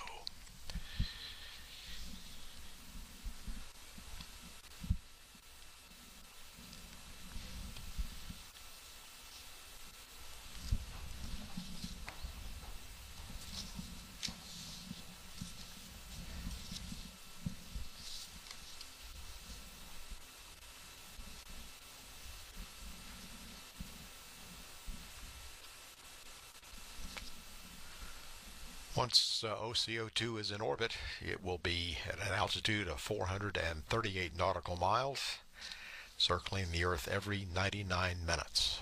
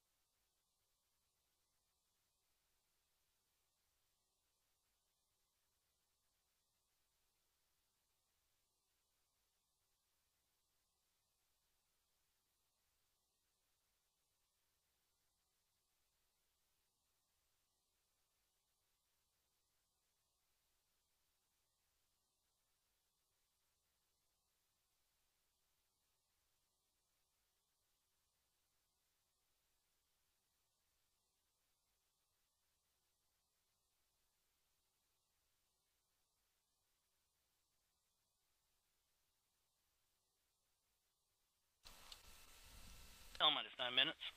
LC primary wind load relief file has been loaded into RIFCA and verified. Checksum 0 alpha alpha 0. 0 alpha alpha 0, roger. 0 Alpha Alpha 0.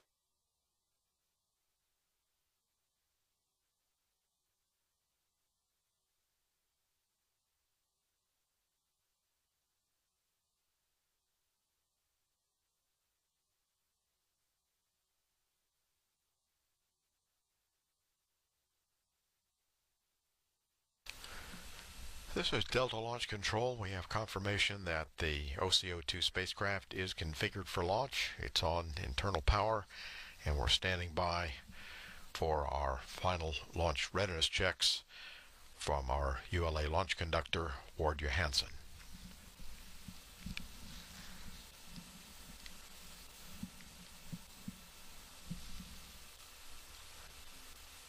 That'll be coming up in just about another minute. All communications switch to Channel 1. All personnel and visitors remain in present position until launch. Maintain operational silence in the RLCC. If a condition that exceeds a launch constraint anytime after the terminal count status check, the observer shall announce hold, hold, hold on Channel 1, identify their station, and briefly state the reason for the hold.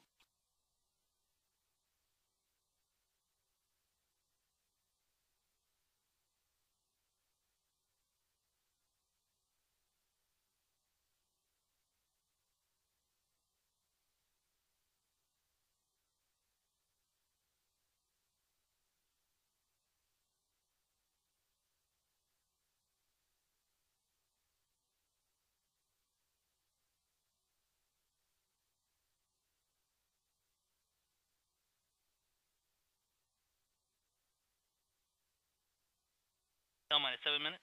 Status check to proceed with terminal count. Report go or no go. Talker. Go. FSC. Go. Prop 1. Go. Prop 2. Go. PEA.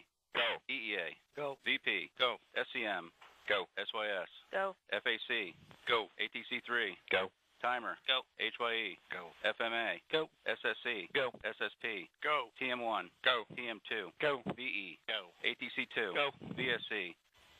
Go. OSM. Go. FACA. NLM, this is the SMD on the NLM net. GE. Go ahead, Go. I'd like RC. Clear to proceed. Go Nat- for FACA. NASA TM. NASA TM's go. USO. Go. AC. AC is go. Launch Director. LC, this is LD. You have permission to launch. Proceeding with the count. Noted personnel switch to channel 15 after liftoff is confirmed for pad securing. SYS, establish launch sequence and engine start, record on change list, activated. Roger. FAC, verify booster engine section GN2 press is 1200, PSIG minimum. Verified. Secure EEB HVAC units, ACU1 and ACU2. Roger. Verify manifold press is 160 to 185 PSIG. Verified.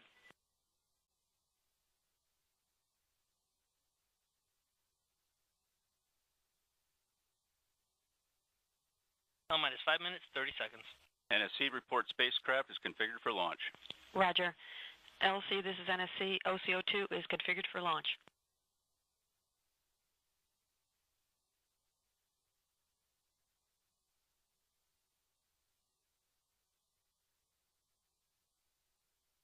Roger.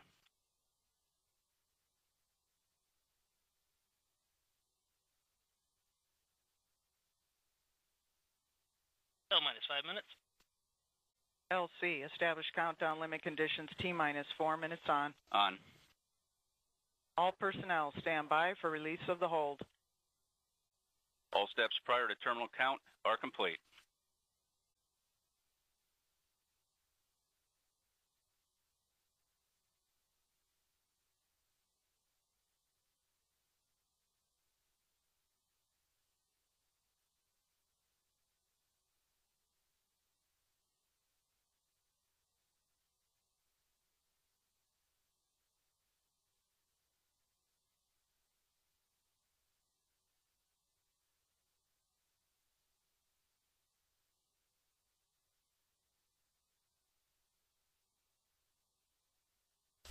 Standing by to come out of the built-in hold in 7, 6, 5, 4, 3, 2, 1. T-minus 4 minutes and counting. C. Pad water system enable. Enabled. GN2 purge on. On. SSC transfer vehicle electronics internal. Active. First stage internal.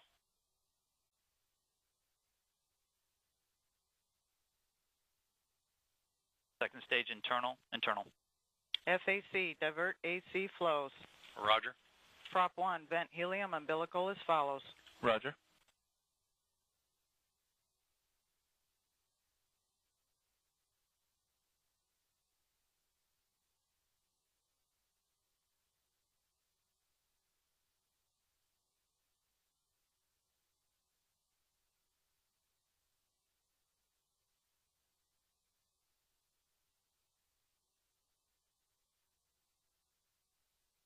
T-minus 3 minutes.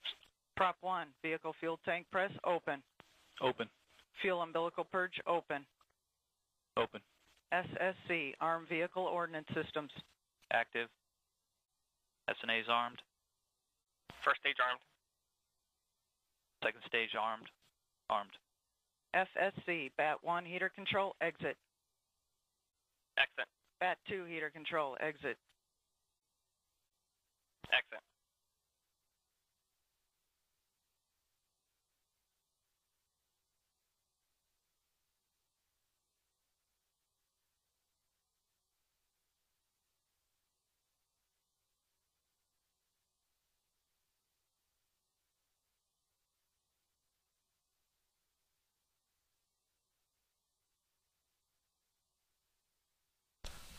Coming up now on T-minus 2 minutes. T-minus 2 minutes. SSC FTS bat 1 and 2 heaters off. Off. Prop 1 pressurized vehicle LOX tank. Pressurizing. FAC established pulse suppression water on. Roger.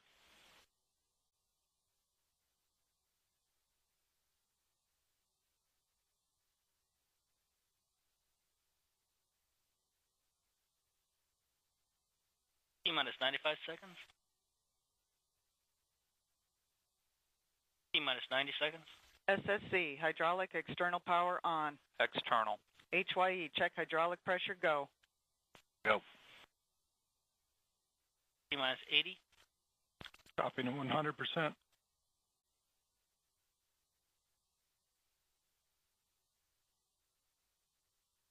T-minus 70. SSC hydraulics internal. Internal.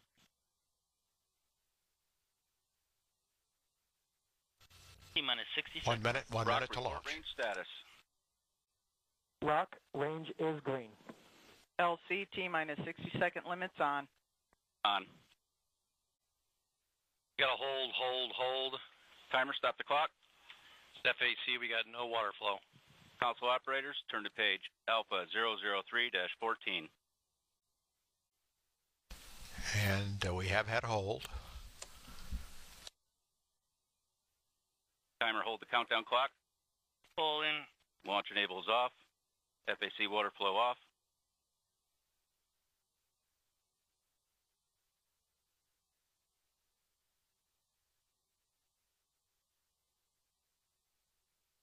FAC LC. Go ahead. Water flow off. Water flows off. Picking up step 4, ATC3, main power disable. Reset momentarily. Reset. FAC established spacecraft AC system on and applied. On and applied.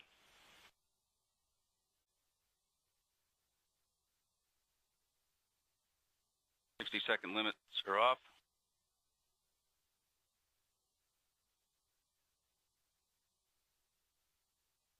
T-minus 4 minute limits are off. Prop 2, PSD purge press closed. Closed. Next page, step 10, prop 2, PSD purge line vent open. Open. SSC, if hydraulics is on internal, perform hydraulic external transfer. Roger. SSC, Appears to hydraulic be a external pad power. water flow issue. And of course, since we only have a 30-second launch window, launch will not be occurring this morning. Reset. Reset. NSC, initiate spacecraft recycle procedures and report complete. Roger. Prop 2, verify PSD purge pressure vented. Vented. Prop 2, PSD purge line vent closed. Closed. Prop 1, secure first stage vehicle LOX tank pressurization, Alpha Bravo Charlie. Roger.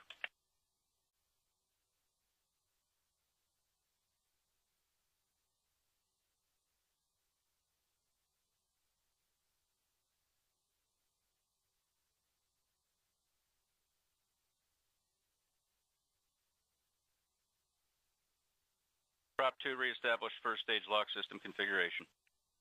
Roger. GE, charge to 1 mil. 1 mil. Assign strip chart list, SC underscore TC. Signed. CCO, all cameras off. Cameras off. SSC, FTS BAT 1 and 2 heaters on. On. Timer established, countdown clock is holding. Holding. And the spacecraft is going back to external power. Active complete. FSC BAT 2 heater control to run. Active complete. And I can establish countdown T-minus 60 and T-minus 4 are off. SSE, perform T-minus 4 minute recycle. Active.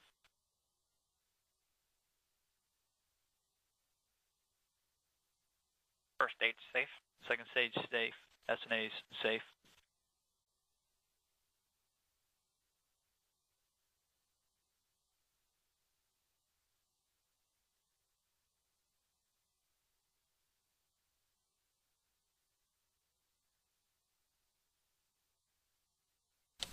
And we'll attempt to bring you some further detail as to what the issue was.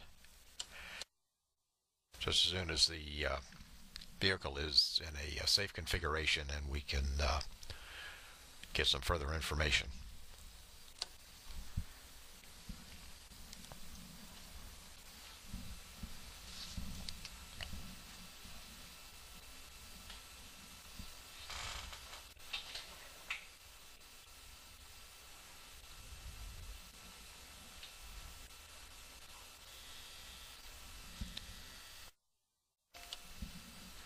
Our NASA launch manager has just advised all NASA participants in the countdown to remain at their stations until the vehicle is confirmed to have been fully safed and that we have the Delta II in a stable configuration.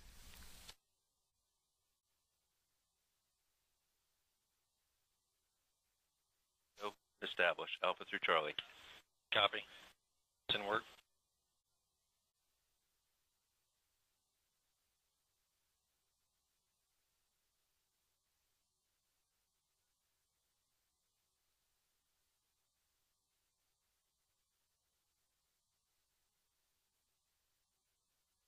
And let me know when you're complete, FAC.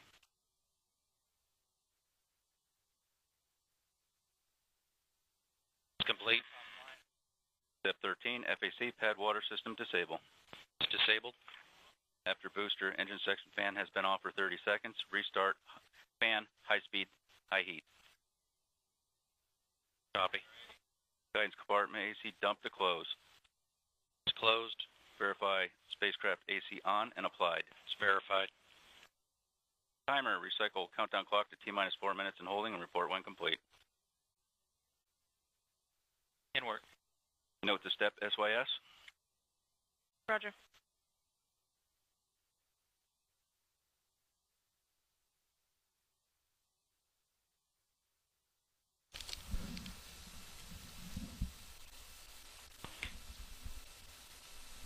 QAM, this is Prop 1. I have times for you on page 803-16. I'm there, go. At 17 Bravo, run 1, 095805. 095805. Charlie, run 1, 100105. Please repeat. Once again, we did scrub our launch attempt for today at T-minus 46 seconds. 7. We're in a scrub turnaround posture right now to fully make sure that the rocket can be maintained in a stable configuration for an indefinite period.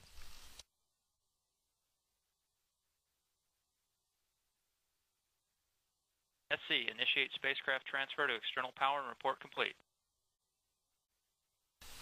Roger. Spacecraft has been directed to go to external power. Off. FAC, launch enable off. Hold fire. Up off. ATC-3, launch enable off. Off. LC, establish T-minus 4 minute limits off. Off. Prop 2, establish PSD purge press closed. Closed. SYS, deactivate record on change list. Launch, sequence, and engine start. Roger. TM1, ord latch reset. Reset. TM2, ord latch reset. Reset. SSC, transmitter external power off. Off. Prop 1, establish vehicle fuel tank press closed. Closed. Prop 2, maintain LOX level at 95%. Roger. FSC, verify systems external. External. Launch conductor, countdown limit condition, T-minus 15 minute, off. Off. RC, request C-band interrogation be terminated. Roger. FMA, verify flight slews terminated. Terminated. SSC, verify hydraulic pump external and off. External and off. FAC, establish water pumps are ready. Status. Roger. OSM, remove green go to the MIFCO.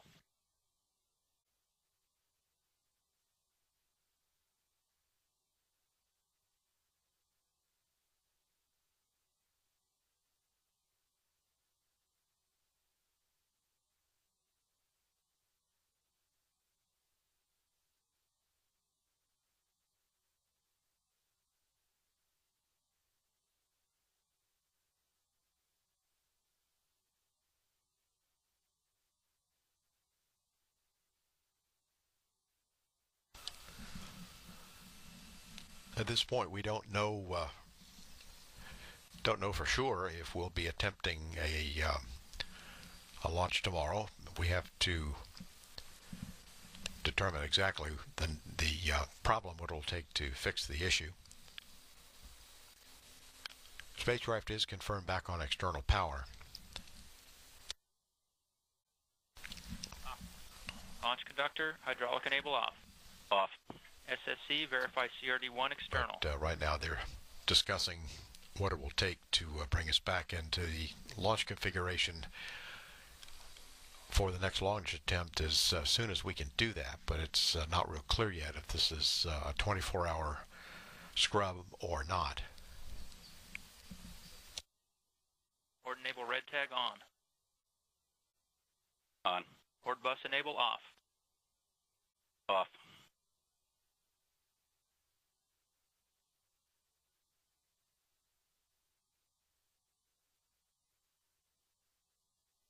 Installed. Prop 1, depressurize first stage helium and nitrogen bottles to 1100 plus minus 100 as follows. Roger. Prop 2, establish lock storage tank press closed.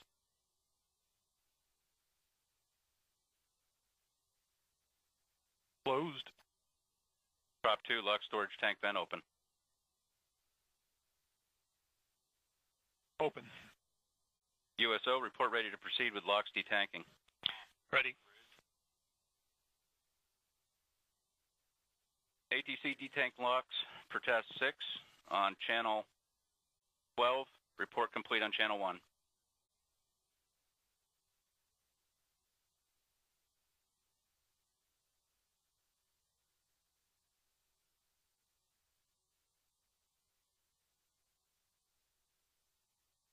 Roger.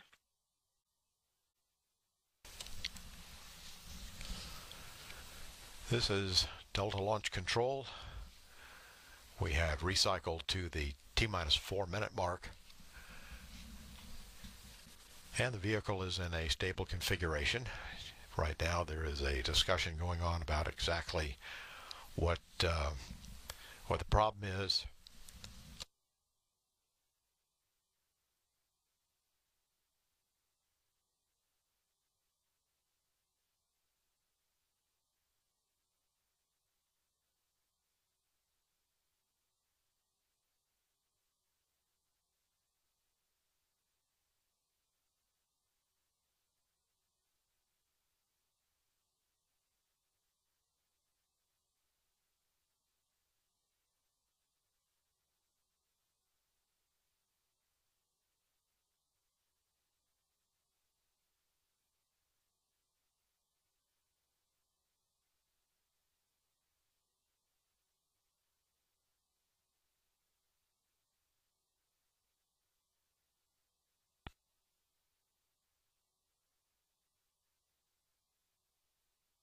LC, this is NSC. LC's on one.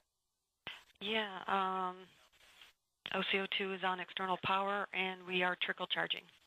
Copy. Thank you. NASA Launch Manager Tim Dunn has told his team to prepare for the earliest possible recycle, which would be 24 hours, but we don't know yet, of course, if that's what it will actually turn out to be. The time the water problem manifested itself, there were several indications that something was going on relevant to that, and it's not clear yet exactly what it's going to take to get us back into a launch configuration.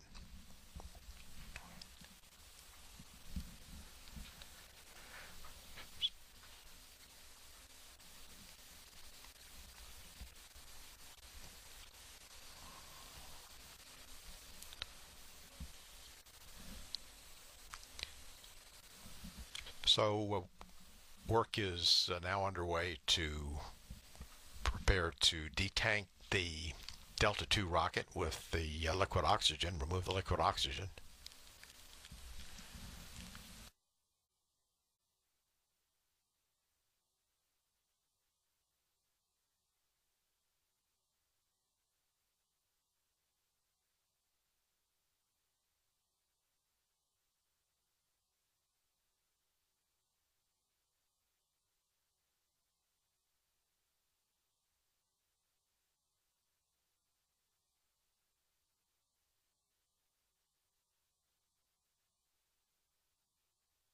SSPLC.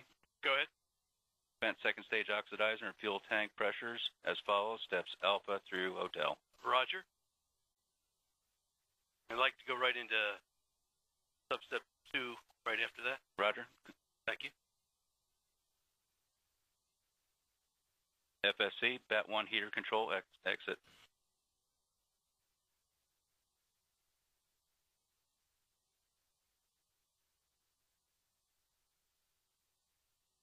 FSC-LC, net 1.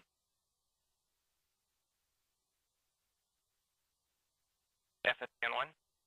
Yeah, picking up at step 3 on page 3-34. BAT 1 heater control to exit. In work.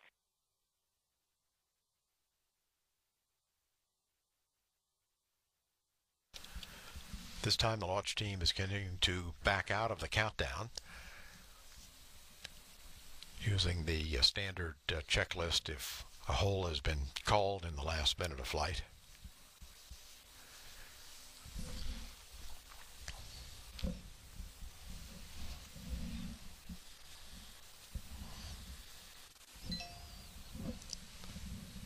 Disable. Roger, we'll stand by here for LOX detanking to be complete. And LOX detanking is underway.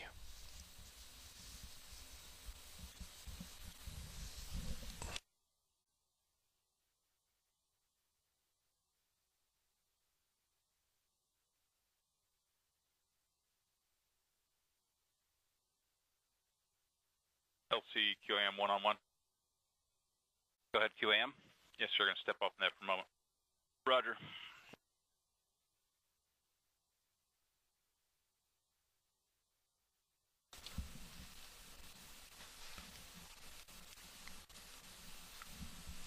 And they will begin to power down the spacecraft here momentarily.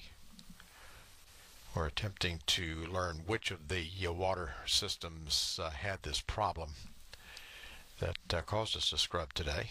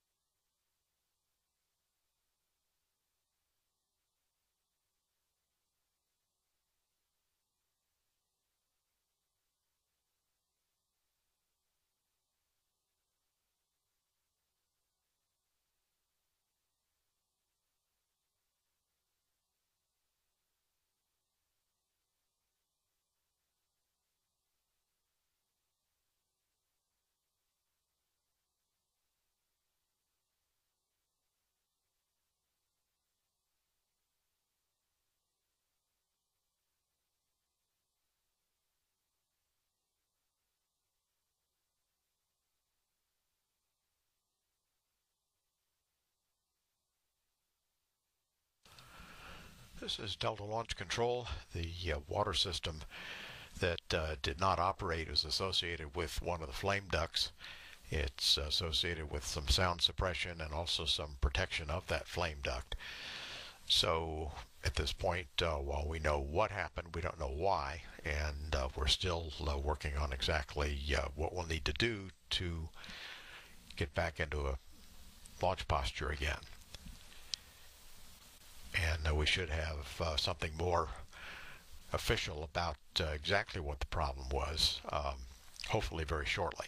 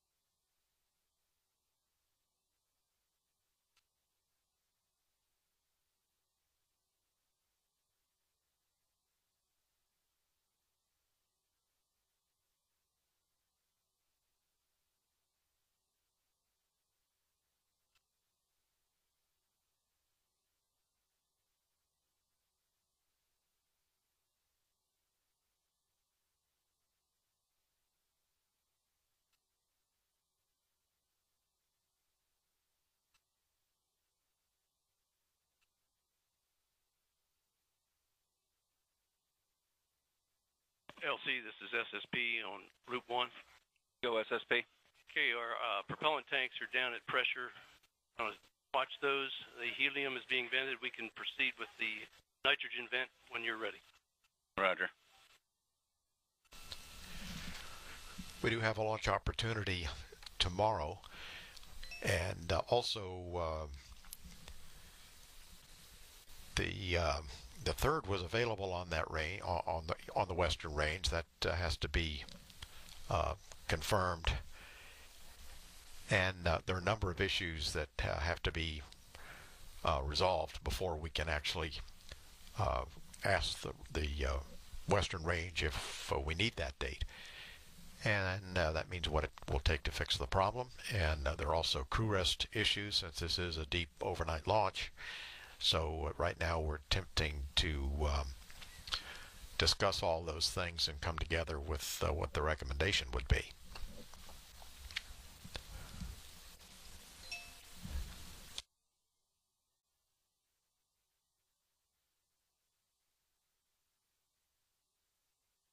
UAM Loop 1. Go ahead. Okay, page A003-34. Go ahead. Top of the page for Golf, 64.3. 64.3. And for Hotel, 3.2. 3.2.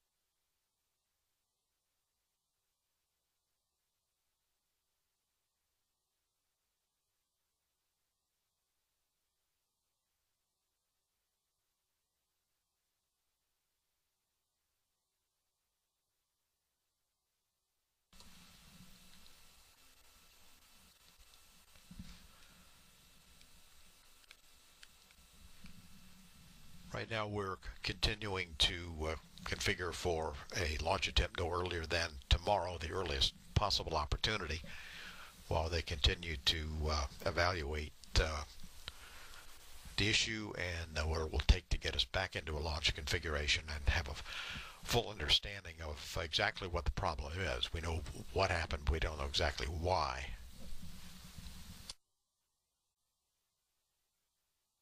And so we don't know what it'll take to fix it.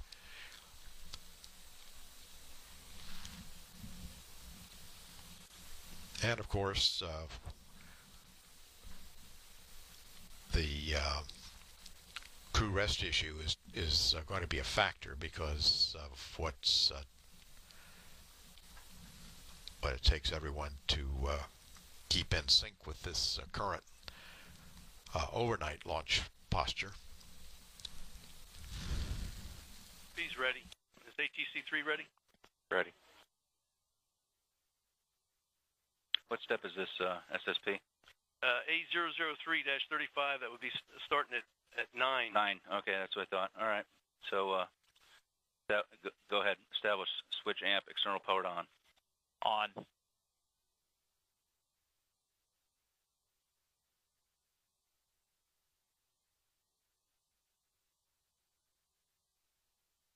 LC ATC-3.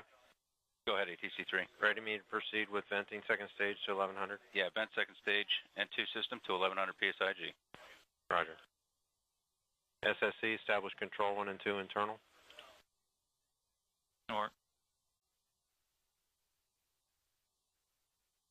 internal. FMA, you can edit your mission concepts for gas jets. Complete. FMA, enter FS. FS and 1 have been entered. Step 15 is also complete. FMA, PD2 on. Okay, venting on my mark. 2-1, mark. FMA, verify jets 4, 5, and 6 are on. I can verify 4, 5, and 6 are on. And FMA vent system to FMA SSB vent system to 1100 plus or minus 100. Roger. FMA copies. That was we discussed 1,000, correct? Got it. Right.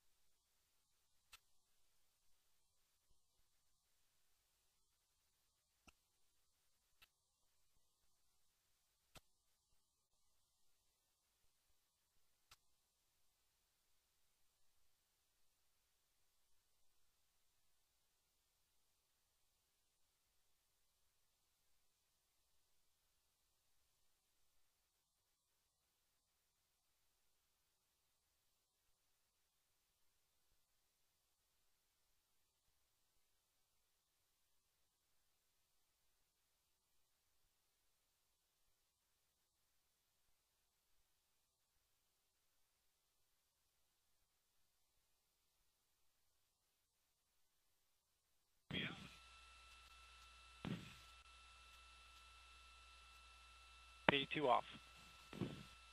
Venting has ceased. Copy.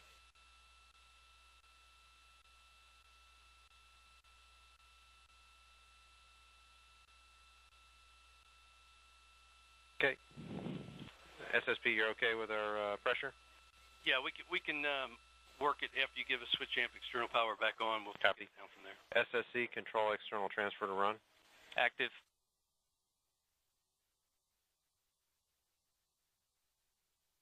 Complete. SSC, switch amp external power on.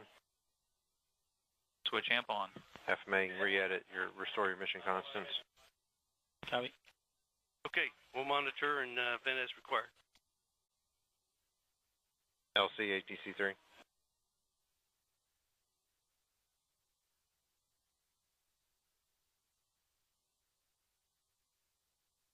LC. LC. ATC3, second stage N2 system is vented to 1100. Copy.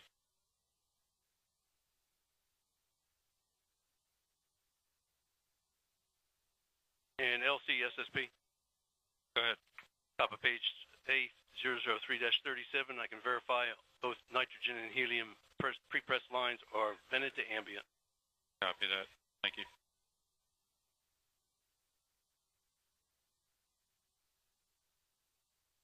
I can verify on the ACS panel, fuel tank vent to open.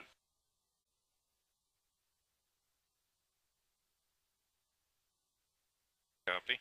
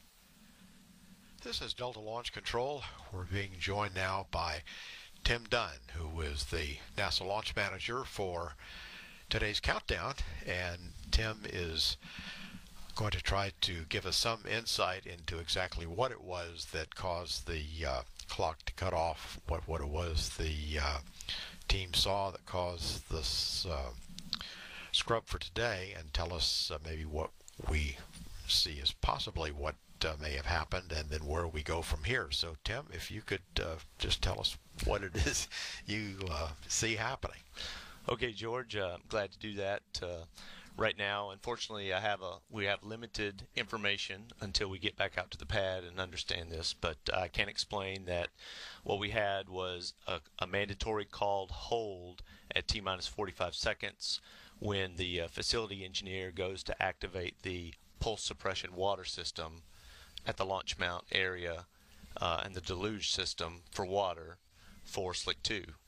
And what that deluge system does is it protects the launch mount from obviously the high temperatures of a launch, and gives some amount of suppression from that huge shock wave of that in the ignition of the engine. So what happens is we begin that water flow at about T-minus 45 seconds, and there's a verification step there immediately that the engineer is looking for. Could not verify that his water system was operating nominally. Therefore, that resulted in a mandatory hold. And it's one thing that the team is well practiced in. They know their systems very well. They know the reaction of the system in a nominal condition. And when they don't have the nominal condition, they know to call hold. And unfortunately, that's what happened tonight. It's a bit of a disappointment for the launch team when you have a great countdown up to that point. However, these are things that we prepare for. We're a professional team. We know how to handle this. The team is currently in the process of recycling the rocket. You heard some of that probably on the countdown net. What we need to do is we safed all the systems on the rocket. We need to now detank the liquid oxygen from the first stage. We'll then detank the RP-1 from the first stage. We'll bring the mobile service tower back around the rocket. These activities take a number of hours, so we'll get back into a configuration where we can then re-enter the pad after we have safed all the systems. And once we're able to re-enter the pad, since this was a facility system, we can only do limited troubleshooting from a distance. We'll need to look and see what part of that system malfunctioned to the extent that it caused this anomaly that resulted in the called hold today. And do we know where on that pad that particular system is located? It's at the launch mount area. So yeah, right at the base of the rocket. Right at the base of the rocket, okay. Yep. So, well then what, we don't know then exactly when our next launch attempt will be, but what are the options? So what we do is, given a situation like this, is we go ahead and we have told the team we are executing steps to protect an attempt for tomorrow, what we call a 24-hour recycle, 24-hour turnaround. So we are doing that. Obviously, once we understand the situation with the facility better, we will either be able to confirm that we can repair and press on and have another launch attempt tomorrow evening, early tomorrow morning, or we need to go into more of maybe a 48-hour and plan for a little bit longer. So we'll have a little bit more information later once we're able to evaluate the system properly. But right now we've got the team leaning forward and preparing for a 24-hour recycle with a launch attempt on July 2nd. All right, Tim, thank you very much, and we'll stand by to learn more about why what happened, because yes. We simply know what didn't work, but we just don't fully understand why this didn't operate as it was supposed to when it was supposed to. Correct. Thanks, Tim, and we'll just kind of watch for developments. Thank you very much. This is Delta Launch Control.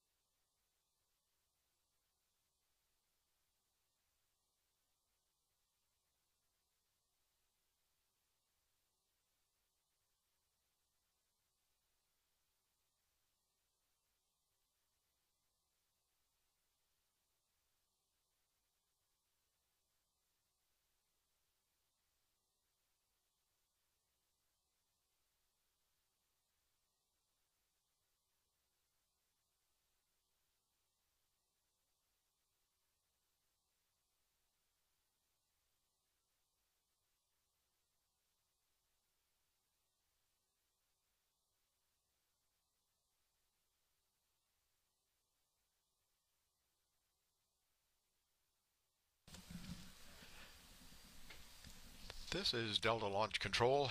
Recapping, we have scrubbed for today. We don't know exactly when our next launch attempt will be, but we are trying to preserve the option to come back as soon as tomorrow night if we can. But we still have to have enough time to go in and safe the rocket and then have a ground team go in and troubleshoot whatever the issue is to figure out what needs to be done and how long it'll take to fix that to get us back into a launch posture. So at this point, we're going to conclude our discussion of our launch attempt tonight while we await a safing of the vehicle and for a crew to go in and take a look at the pad system and give us some idea of what it will need to, what they'll need to fix it. This could be something relatively simple or maybe not. Do we need more than a day? What are the crew rest factors since this is a deep overnight operation? And we'll put all of that together and then come up with something that will be a little bit more definitive for everybody. Right now, we're just trying to keep the earliest possible option open, not knowing for sure whether or not we can achieve that or not, but not burning any bridges to that. So that will conclude our launch coverage for tonight. This is Delta Launch Control.